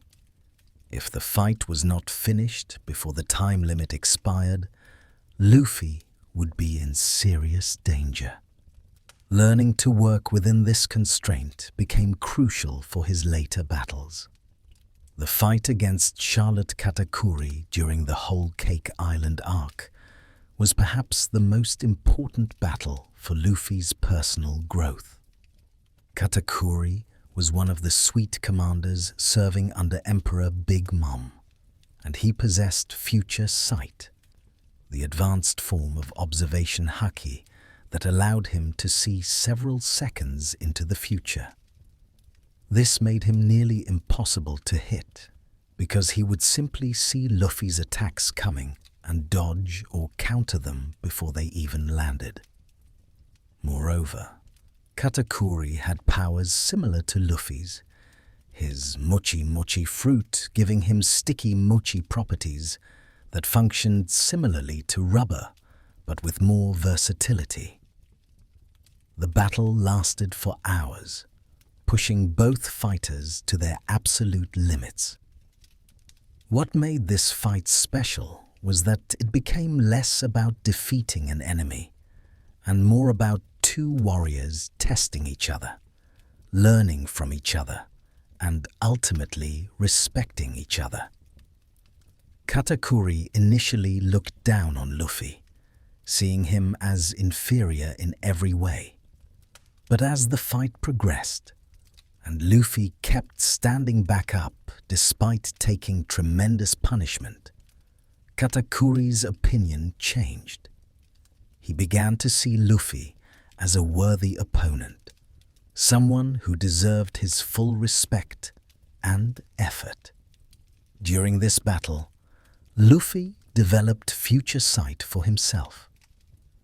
The intense pressure of fighting someone who could predict his every move forced his observation Haki to evolve. It was a gradual process. At first, he could barely perceive glimpses of the future. Then those glimpses became clearer and longer. By the end of the fight, Luffy could see future events almost as clearly as Katakuri could. This evolution demonstrated one of Luffy's most remarkable traits: his ability to grow stronger during battle, to adapt and overcome even in the middle of a fight. The battle ended with both fighters exhausted and barely able to stand. Luffy delivered his final attack and collapsed. Katakuri also fell but asked Luffy a crucial question: if Luffy would come back someday to defeat Big Mom. When Luffy confirmed that he would, Katakuri smiled and fell on his back, deliberately falling in a way that showed defeat rather than falling forward, which would have maintained his undefeated image. It was his way of acknowledging Luffy as the victor and expressing faith in his potential. But all of these battles, as intense and meaningful as they were, pale in comparison to Luffy's ultimate challenge, his fight against Kaido, the strongest creature in the world, and one of the 4 emperors. This was not a single battle, but a series of encounters that spanned the entire Wano Country arc. Kaido had defeated Luffy before the arc even truly began. In their first encounter, Kaido was drunk and Luffy was angry about what had been done to his friends. Luffy threw everything he had at Kaido, using Gear 4th and his strongest attacks. Kaido took them all without serious injury and then knocked Luffy unconscious with a single swing of his club. The gap between them seemed insurmountable. This initial defeat led to Luffy's imprisonment in Udon, where he learned advanced armament haki techniques from Hyogoro. When Luffy next faced Kaido on the roof of Onigashima, during the climactic battle, he was stronger, but still not strong enough. Even with the advanced haki, even fighting alongside multiple powerful allies, including other members of the worst generation, Kaido seemed invincible. He had fought countless battles before this one. He had taken on multiple opponents simultaneously. He was injured, exhausted, and had lifted an entire island to move it through the air. Yet he still remained standing and fighting. Luffy pushed himself harder than ever before during this battle. He used advanced armament haki, future sight, and conqueror's haki infusions simultaneously. He developed new techniques specifically to damage Kaido. He poured everything into each attack, knowing that the fate of Wano and everyone he cared about depended on him winning. But even this was not enough. Kaido defeated him again, this time seemingly killing him. Luffy's heart stopped beating. He fell from Onigashima toward the ocean far below. It appeared to be over. But then something miraculous happened. Luffy's devil fruit awakened. His heart began beating again, but with a different rhythm, one described as the drums of liberation. He transformed into Gear 5th, the form granted by the true nature of his Nika fruit. When he returned to face Kaido, everything had changed. The battle transformed from a desperate struggle into something almost playful, though no less deadly. Luffy fought with a joy and freedom that seemed to confuse Kaido even as his attacks caused real damage to the Emperor. The final exchange between them was spectacular. Luffy created a fist larger than the island itself. coating it with both armament and conqueror's haki. Kaido met this with his own ultimate technique, transforming into a flaming dragon and attacking with everything he had left. The two attacks collided, and for a moment it seemed uncertain who would win. But Luffy's determination, his haki, and his awakened fruit proved stronger. His punch broke through Kaido's attack and sent the Emperor crashing down through Onigashima, through the underground chambers beneath it, and into the magma chamber deep below Wano. The impact was so powerful it stopped Kaido from lifting the island any longer. This victory was monumental, not just because Kaido was incredibly powerful, but because of what it represented. Luffy had defeated one of the four emperors in single combat. He had awakened the devil fruit that the world government feared most. He had proven that he belonged among the world's strongest individuals. The newspapers declared him one of the new four emperors, though the government tried to downplay his achievement by giving equal credit to Law and Kid for their victory over Big Mom.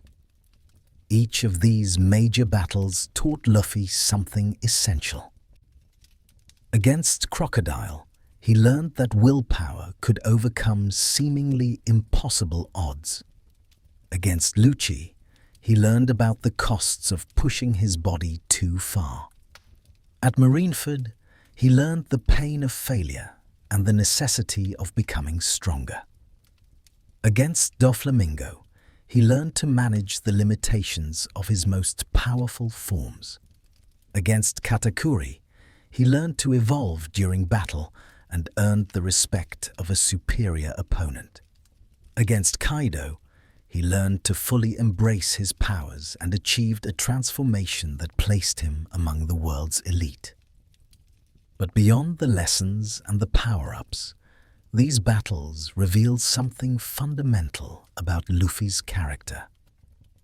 He does not fight for glory or to prove his strength. He fights to protect his friends, to free the oppressed, and to pursue his dream. Even when facing certain death, even when his body is broken and his energy depleted, he stands back up because someone is counting on him. This determination, this absolute refusal to give up no matter the odds, is what makes him capable of achieving the impossible. His strength grows from his convictions, and those convictions remain unshakable no matter how many times he is knocked down. The heart of a pirate king. Before we delve deeper into the philosophy that drives Luffy's every action, it is worth exploring the personality traits that make him such a beloved and fascinating character. On the surface, Luffy appears simple, almost childlike in his approach to life. He loves meat, especially enormous quantities of it. He hates complicated plans and strategies, preferring to charge straight ahead rather than think through consequences. He can be incredibly dense, completely missing obvious social cues or failing to understand situations that everyone around him finds clear. Yet beneath this apparent simplicity lies a character of remarkable emotional intelligence and unwavering moral clarity. Luffy's most obvious trait is his boundless enthusiasm and optimism. He approaches life with a joy that is almost infectious. When he discovers something interesting, whether it is a new island, a strange animal, or just a really good meal, his excitement is genuine and unrestrained. He laughs easily and often, his signature wide grin appearing in situations that would terrify most people. This optimism is not naivety, though it might appear that way at first glance. Luffy has experienced tremendous loss and witnessed horrible cruelty. He has seen people he loved die. He has faced enemies who embodied pure evil.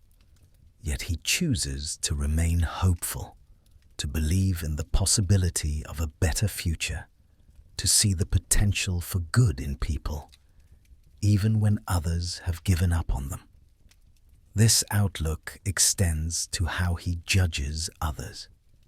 Luffy does not care about a person's background, their appearance, their reputation, or their past actions when deciding whether to trust or befriend them. He makes these decisions based entirely on his gut feeling about who they are in the present moment. This has led him to befriend former enemies, to trust people that others considered untrustworthy, and to see worth in individuals that society had dismissed. More often than not, his instincts prove correct. People who join Luffy's circle tend to become better versions of themselves, inspired by his acceptance and faith in them. His appetite is legendary, a constant source of both humor and amazement to those around him. Luffy can consume amounts of food that seem physically impossible, devouring entire feasts meant for dozens of people in minutes. This is not mere gluttony, but seems tied to his devil fruit powers and high metabolism. His body processes food incredibly quickly, converting it into energy that fuels his adventures and battles. The crew has learned to hide food from him or guard it carefully, because if left unsupervised, Luffy will eat everything in sight. Yet despite this bottomless hunger, he has shown the ability to go without food when circumstances demand it, enduring starvation rather than abandon his goals or his friends. Luffy's stubbornness is another defining characteristic. Once he has made a decision or formed an opinion, changing his mind is nearly impossible. If he has decided someone is his friend, that status is permanent, regardless of what that person might do. If he has committed to a course of action, he will pursue it no matter the obstacles or consequences. This stubbornness can be frustrating to those around him, particularly when he refuses to listen to reason or accept that a situation might be hopeless. But it is also the source of his greatest strength. Where others might give up or compromise, Luffy simply refuses to accept defeat. His stubbornness transforms into determination, and that determination has carried him through impossible situations time and again. Despite his often reckless behavior, Luffy possesses a surprisingly sophisticated understanding of people and their motivations. He can see through lies and deception with remarkable accuracy. When someone is hiding their true feelings or pretending to be something they are not, Luffy almost always recognizes it, even if he cannot articulate exactly how he knows. This emotional perceptiveness allows him to understand what people truly need, even when they cannot admit it to themselves. He knew that Robin wanted to live even when she was claiming she wanted to die. He understood that Sanji did not really want to leave the crew during Whole Cake Island despite what Sanji was saying and doing. This ability to see the truth of people's hearts is perhaps his most underappreciated talent.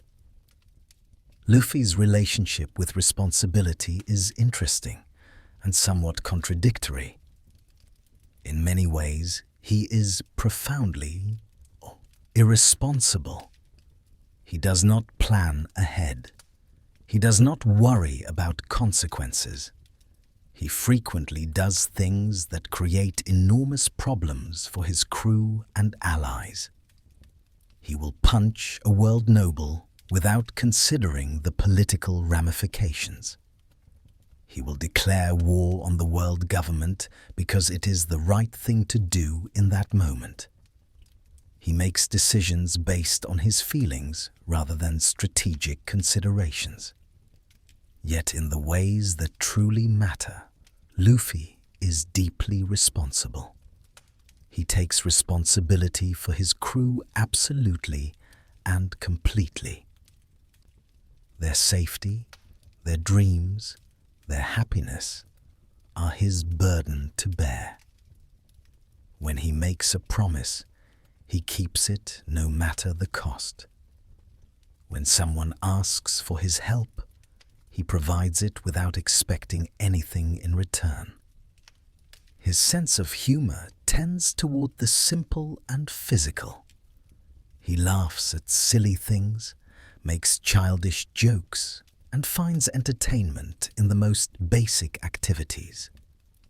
He can spend hours playing games with Chopper and Usopp, completely absorbed in whatever ridiculous contest they have invented. This childlike quality is part of what makes him so easy to like. He does not put on airs or try to appear more sophisticated than he is. What you see is what you get with Luffy. There is no hidden agenda, no complex psychology to decode. He is transparent in a way that is rare and refreshing. Yet this simplicity coexists with moments of surprising wisdom. Occasionally, Luffy will say something profound, offering insight that cuts straight to the heart of a complex issue. These moments are rare, but when they occur, they remind everyone that beneath the goofy exterior lives someone with a deep understanding of what truly matters in life. He might not be able to explain philosophical concepts or discuss complex moral questions, but he knows instinctively what is right and what is wrong. His moral compass points true, even when the path forward is unclear to everyone else. Luffy's anger is a force to be reckoned with, though he displays it rarely. Most of the time, he is easygoing and difficult to provoke. He can be insulted, attacked, or challenged without losing his temper. But there are certain lines that, once crossed, trigger a wrath that is truly frightening. Hurt someone he cares about, oppress the innocent, mock someone's dreams, or break a promise, and Luffy's fury becomes unstoppable. In these moments, the cheerful boy disappears, replaced by someone capable of terrifying violence in service of his values. This anger is not hot and explosive, but cold and determined. It fuels him to push past his limits and achieve things that should be impossible. His complete lack of interest in romance and physical attraction sets him apart from many shonen protagonists. Luffy appears to be entirely asexual, showing no interest in relationships beyond friendship. Beautiful women who would make most men lose their composure have zero effect on him. This is not due to innocence or ignorance, but simply because romance is not something he thinks about or wants. His priorities lie elsewhere, in adventure, friendship, and the pursuit of his dream. This trait has occasionally frustrated people who have developed feelings for him, but it is simply who he is. Perhaps most importantly, Luffy possesses an almost supernatural ability to inspire loyalty and bring people together. Characters who meet him often find their lives changed by the encounter. His genuine nature, his unwavering conviction, and his complete lack of hidden motives make him someone worth following. He does not demand loyalty or ask for sacrifices. He simply lives according to his principles, and people choose to support him because they are moved by who he is. This charisma is not calculated or trained. It is an inherent part of his character, the natural result of someone who lives authentically and without compromise. His relationship with his crew is the purest expression of his personality. He does not see himself as above them or as their commander in a traditional sense. They are his friends, his family, and his equals. He values each of them for who they are, not for what they can do for him. He celebrates their successes as if they were his own and takes their failures personally. When they are happy, he is happy. When they suffer, he suffers. This deep emotional connection is what transforms the Straw Hat Pirates from a pirate crew into something more profound, a family bound by choice rather than blood. Understanding Luffy's personality is essential to understanding his journey. His power grows, his bounty increases, his reputation spreads, but the core of who he is remains unchanged. The boy who set out from Fuchsia village and the man who now stands among the emperors are fundamentally the same person. This consistency is rare in stories where characters gain tremendous power. Luffy has not been corrupted by fame or strength. He has not developed an ego or become arrogant. He still loves meat, still charges into danger without thinking, still values his friends above everything else. His personality is his anchor, keeping him grounded even as he rises to heights that would overwhelm most people. The philosophy of freedom. What drives Luffy? Understanding Luffy's power, his battles, and his journey is incomplete without understanding the philosophy that drives every decision he makes. On the surface, Luffy appears simple, even childish. He likes meat, he wants adventure, he hates complicated plans, and he pursues his dream with straightforward determination. But beneath this simple exterior lies a consistent and powerful worldview that defines not just who he is, but what he represents in the larger narrative of One Piece. At the core of Luffy's philosophy is an absolute commitment to personal freedom. He believes that everyone should be free to pursue their dreams, to make their own choices, and to live life on their own terms. This might sound like a common sentiment, but Luffy takes it to extremes that most people would find uncomfortable. He does not believe in forcing his views on others, even when he disagrees with them. He does not try to change people's minds through argument or persuasion. Instead, he leads by example, showing through his actions what it means to live freely. This philosophy manifests in how Luffy treats his crew. He does not give orders like a traditional captain. He does not create rules or enforce discipline. Each member is free to pursue their own goals and dreams, with Luffy supporting them unconditionally. When Usopp wanted to leave the crew during Water 7, Luffy let him go, though it broke his heart. He understood that forcing Usopp to stay would violate his principles about freedom. Only when Usopp chose to return of his own free will, humbling himself and apologizing, did Luffy welcome him back. Similarly, when Robin tried to sacrifice herself to protect the crew from the world government, Luffy's response was to demand that she state what she truly wanted. He knew she was saying she wanted to die to protect them, but he also knew this was not her genuine desire. When she finally admitted she wanted to live, wanted to keep sailing with them, Luffy promised to make that happen no matter what it took. He was not interested in accepting her noble sacrifice. He was interested in honoring her actual wishes, her true freedom to choose life and adventure.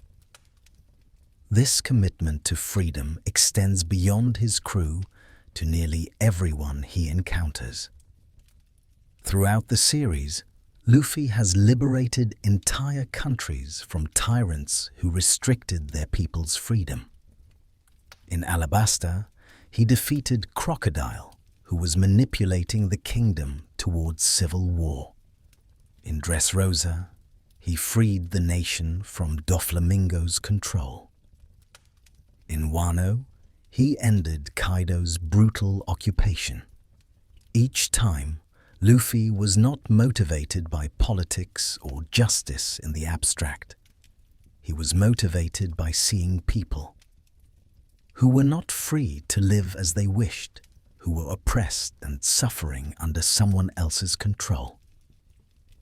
Interestingly, Luffy rarely speaks in grand terms about freedom or justice. He does not give speeches about liberating the oppressed or creating a better world. His actions speak for him. When he sees someone whose freedom has been taken away, someone who is suffering because they cannot pursue their dreams or live their life, he simply cannot ignore it. It offends something fundamental in his nature.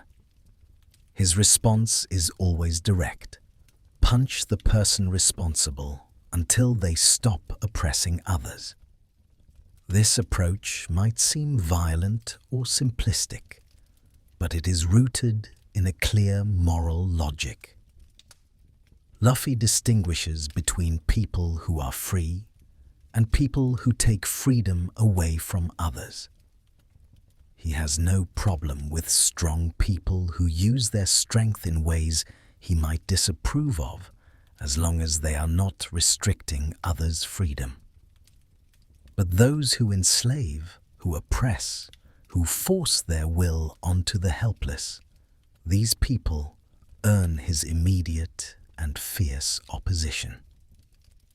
His anger in these situations is genuine and powerful, a righteous fury that fuels his determination to win. Another key aspect of Luffy's philosophy is his view of dreams and promises. To Luffy, a person's dream is sacred, the most important thing about them. When he meets someone and learns about their dream, he takes it seriously no matter how impossible it might seem. He never mocks or doubts.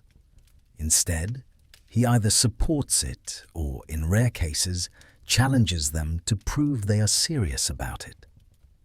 This respect for dreams comes from his own experience having a dream that others considered ridiculous or impossible. Promises hold similar weight in Luffy's worldview. When he makes a promise, he keeps it absolutely. When someone makes a promise to him, he trusts them completely. Breaking a promise is one of the few things that can genuinely anger him. During the Fishman Island arc, Hawdy Jones represented everything Luffy opposed, not just because he was trying to oppress humans, but because he was betraying the dream of Queen Otoheim and Fisher Tiger, who had worked for peace between species. The fact that Hody was destroying what others had sacrificed to build made Luffy's opposition personal. Luffy's sense of friendship is also fundamental to who he is. He forms bonds quickly and deeply, often declaring someone his friend after only brief acquaintance, if they demonstrate qualities he admires.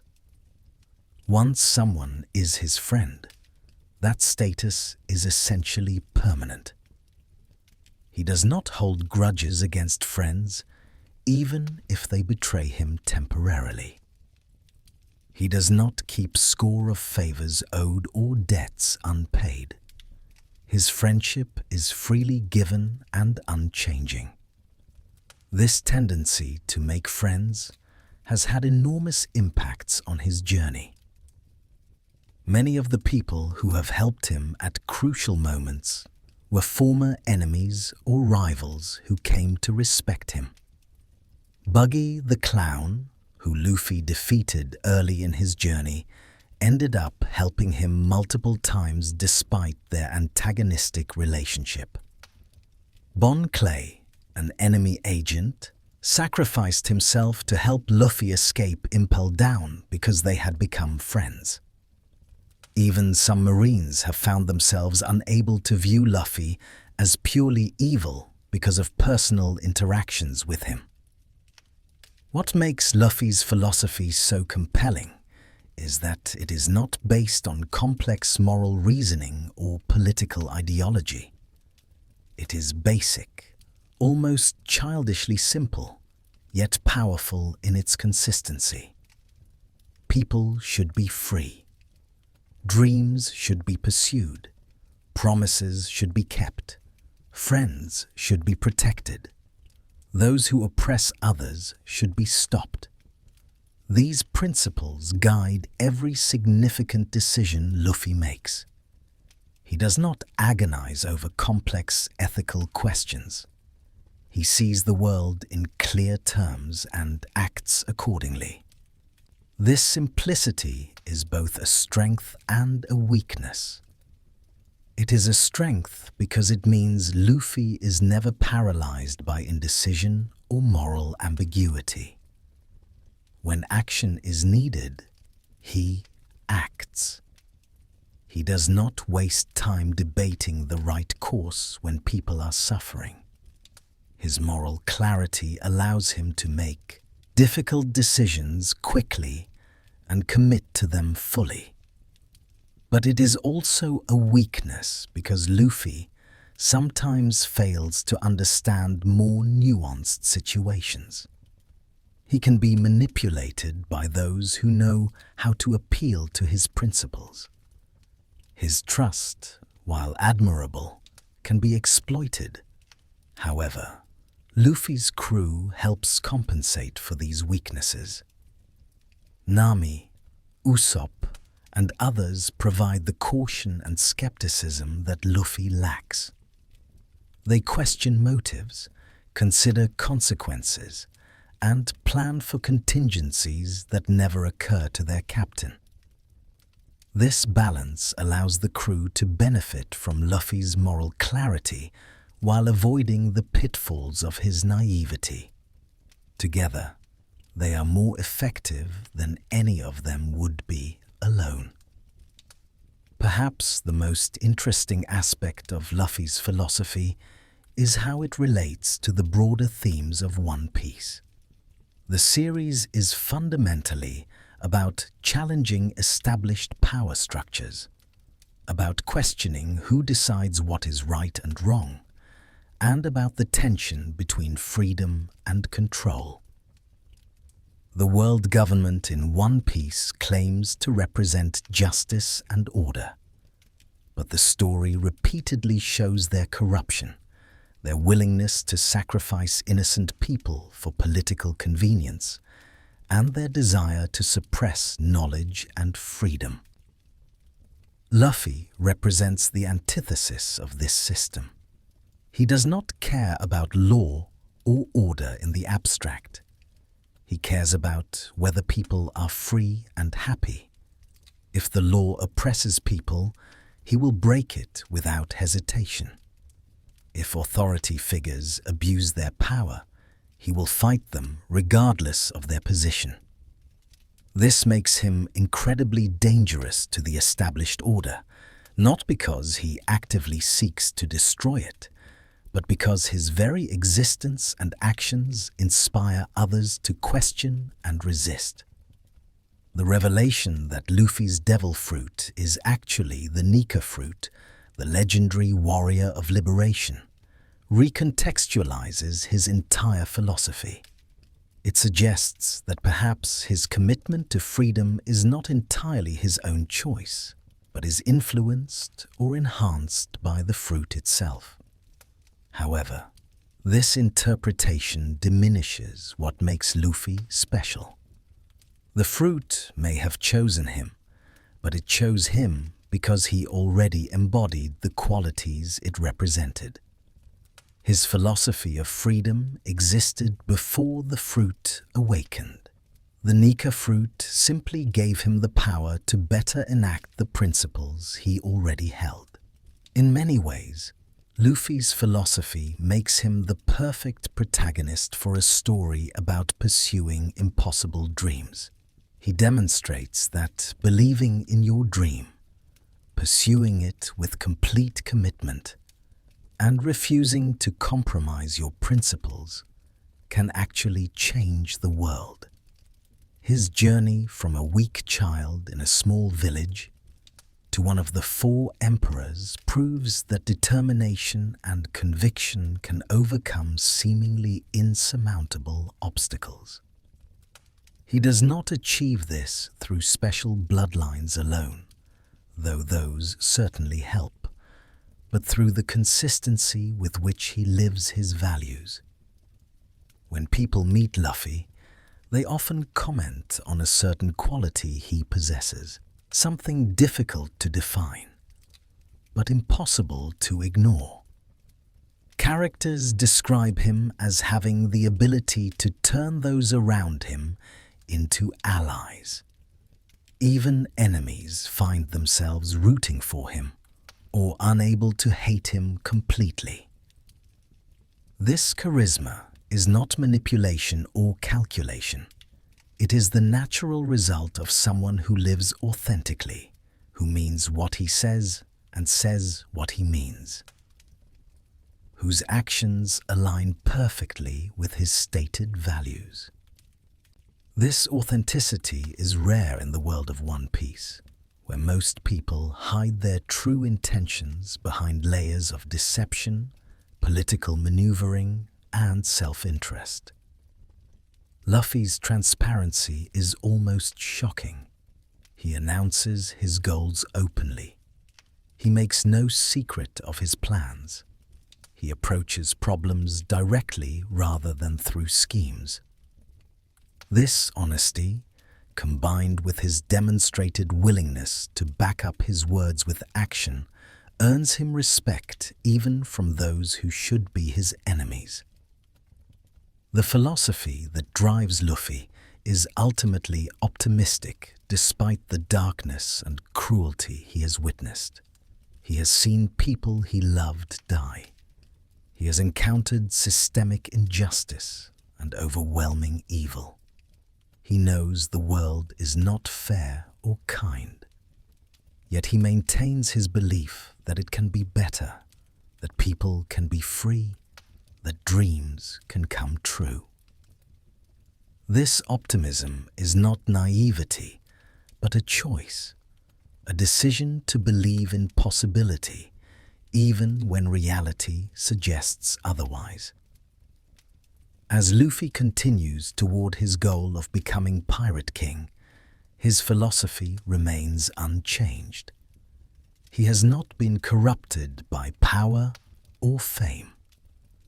The boy who set out from Fuchsia village and the man who now ranks among the emperors hold the same core beliefs. This consistency is perhaps his greatest strength, ensuring that no matter how strong he becomes, he will never become the type of tyrant he has spent his life opposing. His power serves his principles rather than the other way around. Luffy's future and legacy. As we stand at this point in Luffy's journey, with him now recognized as one of the 4 emperors and possessing power that rivals the strongest individuals in the world, it is worth considering what remains ahead and what legacy he is building. The story of One Piece continues to unfold, and while Luffy has achieved tremendous growth and accomplished incredible feats, his ultimate goal remains unreached. He is not yet the Pirate King. The One Piece, whatever it may be, has not been found. And the challenges awaiting him are perhaps more formidable than any he has faced before. The position of Emperor carries both prestige and responsibility. The 4 emperors have traditionally been the 4 most powerful and influential pirates in the New World, each controlling vast territories and commanding loyalty from numerous subordinate crews. They maintain a delicate balance of power, each strong enough to prevent the others from dominating completely. With Kaido and Big Mom's defeats, the old order has been shattered. Luffy, along with Shanks, Blackbeard, and Buggy the Clown, through a combination of luck and circumstances, now form the new generation of emperors. But Luffy does not fit the traditional emperor mold. He does not seek to control territory for its own sake. He does not demand tribute or subjugation from other pirates. His fleet consists of pirates who declared themselves his subordinates without his knowledge or permission during the Dressrosa arc, forming the Straw Hat Grand Fleet. Luffy never asked for this, and does not really command them. They follow him because they were inspired by his actions and want to support his dream.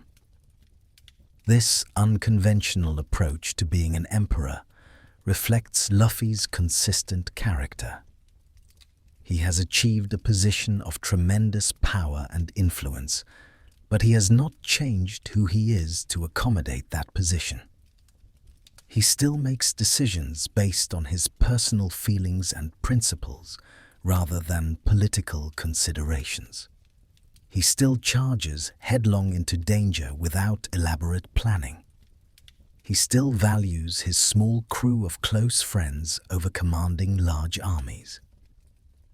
In this way, he represents a fundamental challenge to how power has traditionally been exercised in the pirate world.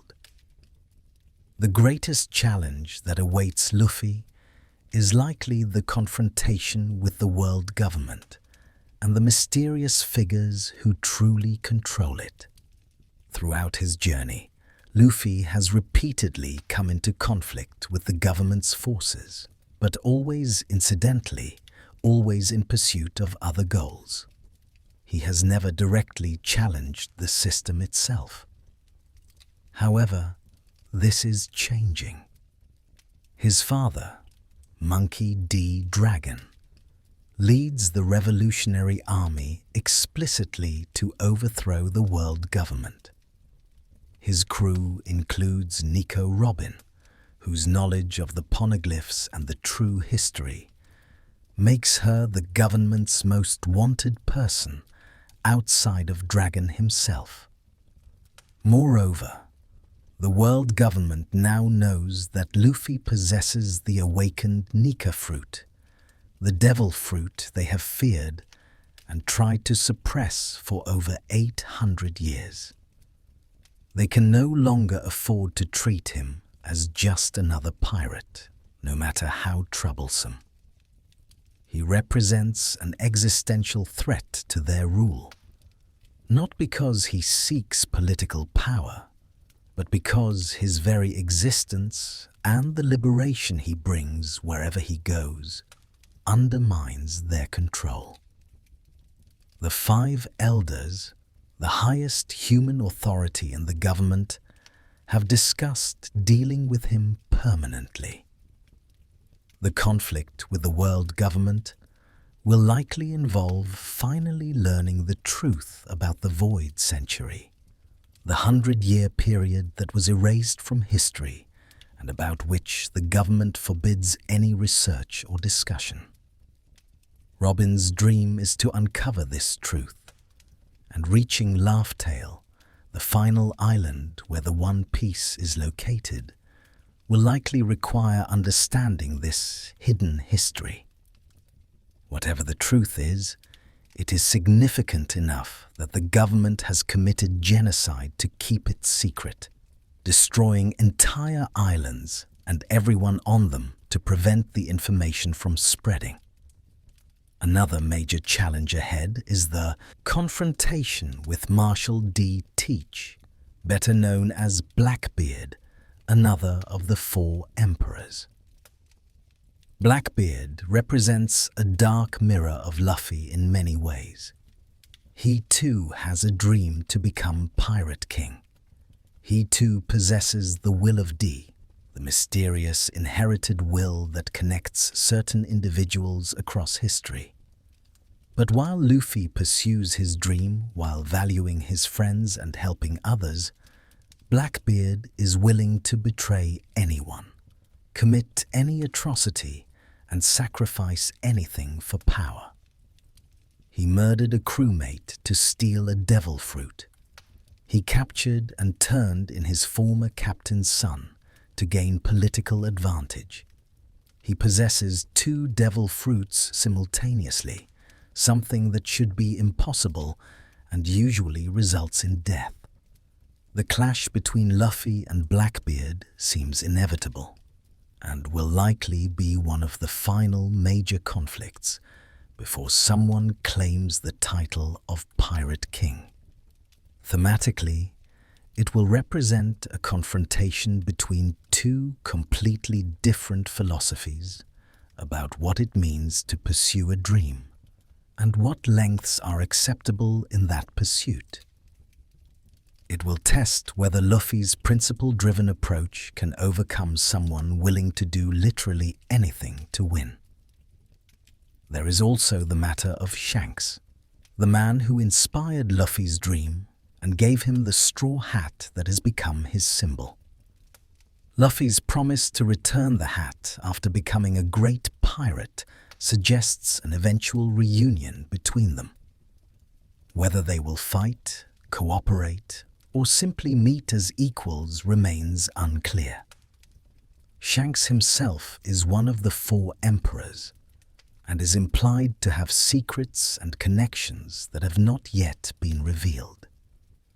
His mysterious meeting with the 5 elders suggests he plays a more complex role in world events than Luffy currently knows. Beyond these specific confrontations, Luffy must find the One Piece itself. The legendary treasure left by Goldie Roger at Laugh-Tale is said to be something that will turn the world upside down. Roger himself laughed when he found it, as did his entire crew, hence the island's name.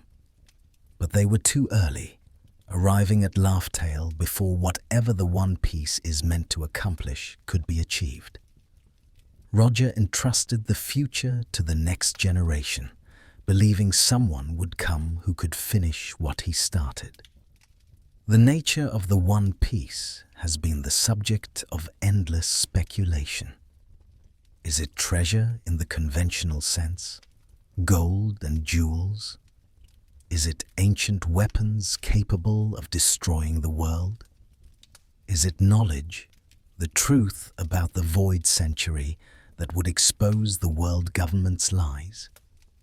Is it something even more abstract, the fulfillment of a promise or the achievement of true freedom? Whatever it is, Finding it and claiming it will officially make Luffy the Pirate King, fulfilling the dream he has pursued since childhood. But what happens after? If Luffy achieves his dream, if he becomes Pirate King and finds the One Piece, what then? This question is perhaps more interesting than the journey to get there. Luffy has never been driven by the destination alone, but by the adventure of getting there. The Pirate King title is important to him largely because Roger held it, and because achieving it would prove he is the freest person on the seas. But once that is accomplished, will Luffy be satisfied? Or will new dreams emerge? The legacy Luffy is building extends far beyond titles or accomplishments. Everywhere he goes, he leaves changed circumstances and inspired people. Countries he has liberated from tyrants are now free to pursue their own destinies. People he has helped have gone on to achieve their own dreams. His actions have sparked revolutionary sentiment across the world. Even the world government recognizes that Luffy is dangerous, not primarily because of his personal strength, but because of his influence on others. His crew, the Straw Hat Pirates, will likely become legendary in their own right. Each member is growing stronger and achieving feats that will be remembered. Zoro's pursuit of becoming the greatest swordsman, Nami's work on her world map, Robin's search for the true history, Sanji's quest for the All Blue. Each of these dreams is being realized through their shared journey. When historians look back at this era, they will remember not just Luffy, but the entire crew and the impact they had together. Perhaps most significantly, Luffy is demonstrating that power does not have to corrupt, that someone can rise to the highest levels of strength and influence while maintaining their principles and humanity. In a world where most who achieve great power become tyrants or are consumed by ambition, Luffy remains fundamentally unchanged. The boy who cried when Shanks lost his arm is still there in the Emperor who defeated Kaido. This consistency offers hope that power and goodness are not incompatible, that the strong can choose to protect rather than oppress. The question of what will happen to the pirate world after Luffy finds the One Piece is also intriguing. If the treasure truly turns the world upside down as prophesied, the entire structure of society may change. The world government may fall or be fundamentally reformed. The distinction between pirates and marines may become meaningless. A new era may begin where people are free to pursue their dreams without the constraints of the current system. This possibility aligns with the broader themes of One Piece and with Luffy's philosophy of universal freedom. Whatever the specific details of how Luffy's journey concludes, certain things seem assured. He will not compromise his principles for convenience. He will not abandon his friends for personal gain. He will face whatever challenges come with the same straightforward determination he has always shown. And when he finally stands on Laugh Tale and claims the One Piece, it will be as the culmination of a journey undertaken with people he loves, in pursuit of a dream he never doubted, living by values he never betrayed. The legacy of Monkey D. Luffy is still being written. Each new island, each new challenge, each new friend adds another chapter. but already his impact is undeniable. He has inspired a generation of pirates to pursue their dreams fearlessly. He has challenged systems of oppression wherever he found them. He has demonstrated that strength can be used to protect rather than control. He has shown that even in a cruel world, kindness and conviction can prevail. When the final chapter of his story is written, when historians and storytellers recount his journey, they will speak of the boy in the straw hat who dreamed an impossible dream and made it real through sheer determination. They will tell of the crew who sailed with him and the friends who supported him. They will remember the enemies he defeated and the people he liberated. They will note that he changed the world not through calculated strategy or political maneuvering, but simply by being true to himself and refusing to accept that anything was impossible. This is the true measure of Luffy's legacy, not the titles he holds or the battles he won, but the proof he offers that dreams are worth pursuing, that freedom is worth fighting for, and that one person, no matter how humble their origins, can change the world if they never give up. That lesson will endure long after the specific details of his adventures fade into legend. The boy who ate a strange fruit and set out to become king of the pirates will be remembered not for what he conquered, but for what he represented, the indomitable human spirit that refuses to accept limitations, the endless adventure. And so we find ourselves at the end of our exploration tonight, having journeyed through the many facets of Monkey D. Luffy's incredible story. From his humble beginnings in a small village to his current status as one of the 4 emperors, we have witnessed a transformation that is both extraordinary and deeply human. We have examined his mysterious devil fruit powers and their true nature as the legendary Nika fruit. We have traced his evolution through the gears, each representing a new level of strength and understanding. We have explored his mastery of haki in all its forms, from the basic to the advanced techniques that only the strongest can wield. We have watched his bounty climb from 30 million berries to 3 billion, each increase marking a new chapter in his journey and a new level of threat he poses to the established order. We have celebrated the bonds he shares with his crew, the Straw Hat Pirates, whose friendship and loyalty form the foundation of everything he has achieved. We have relived his greatest battles. There's those defining moments where he pushed past his limits and emerged stronger, wiser, and more determined than before. And we have examined the philosophy that drives him, the simple yet powerful commitment to freedom, dreams, and friendship that guides every choice he makes. But perhaps the most important thing we have discovered tonight is that Luffy's story is not really about becoming the strongest or achieving the greatest fame. It is about the journey itself, about pursuing a dream with people you love, about refusing to compromise what matters most, even when the entire world stands against you.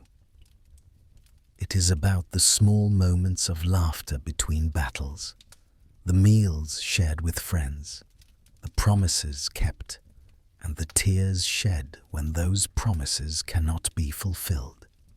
It is about living fully and freely, embracing adventure and finding joy in the pursuit of the impossible. Luffy reminds us that dreams are not childish fantasies to be abandoned when we grow older. They are fundamental to who we are, deserving of our complete commitment and unwavering pursuit. He shows us that true strength comes not from power alone, but from the courage to stand up for what we believe in, to protect those we care about, and to never surrender our principles for convenience or safety. He demonstrates that even in a world filled with darkness and cruelty, maintaining optimism and kindness is not weakness, but perhaps the greatest strength of all. As you drift off tonight, let yourself imagine sailing alongside Luffy and his crew. Feel the wind in your hair as the thousand sunny cuts through the waves. Hear the laughter and music that fills the deck, even in the most dangerous waters. See the endless horizon stretching before you, full of unknown islands and adventures yet to be discovered. Let that sense of possibility, of freedom, of limitless potential carry you into dreams, where anything is achievable if you simply refuse to give up. The story of Monkey D. Luffy continues to unfold in the pages of One Piece, with new chapters releasing regularly and new adventures constantly emerging. His journey toward becoming Pirate King is not yet complete. Challenges remain ahead that will test him in ways we cannot yet imagine. But if his past has taught us anything, it is that he will face those challenges with the same grin, the same determination, and the same unwavering spirit that has carried him this far. Thank you for joining us tonight on this journey through the life and legend of Monkey D. Luffy. If you enjoyed exploring these fascinating facts about the boy in the straw hat, please consider liking this video and subscribing to Dream Sensei. Your support helps others discover these calm explorations of the characters and stories we love. Feel free to share your own thoughts about Luffy in the comments below. What aspect of his journey resonates most with you? Which transformation do you find most impressive? We would love to hear your perspective. But for now, let your mind rest. Let the adventures fade into comfortable dreams. Somewhere across the Grand Line, the Thousand Sunny continues sailing toward the horizon, carrying Luffy and his crew toward their next adventure. The waves are gentle tonight. The stars shine bright overhead. And in that peaceful moment between waking and sleep, you can almost hear the distant sound of laughter carried on the ocean breeze, the sound of dreamers who refuse to give up, sailing ever forward into the unknown. Rest well. Dream of endless possibilities. And remember that no dream is too big if you have the courage to pursue it with everything you have. Good night.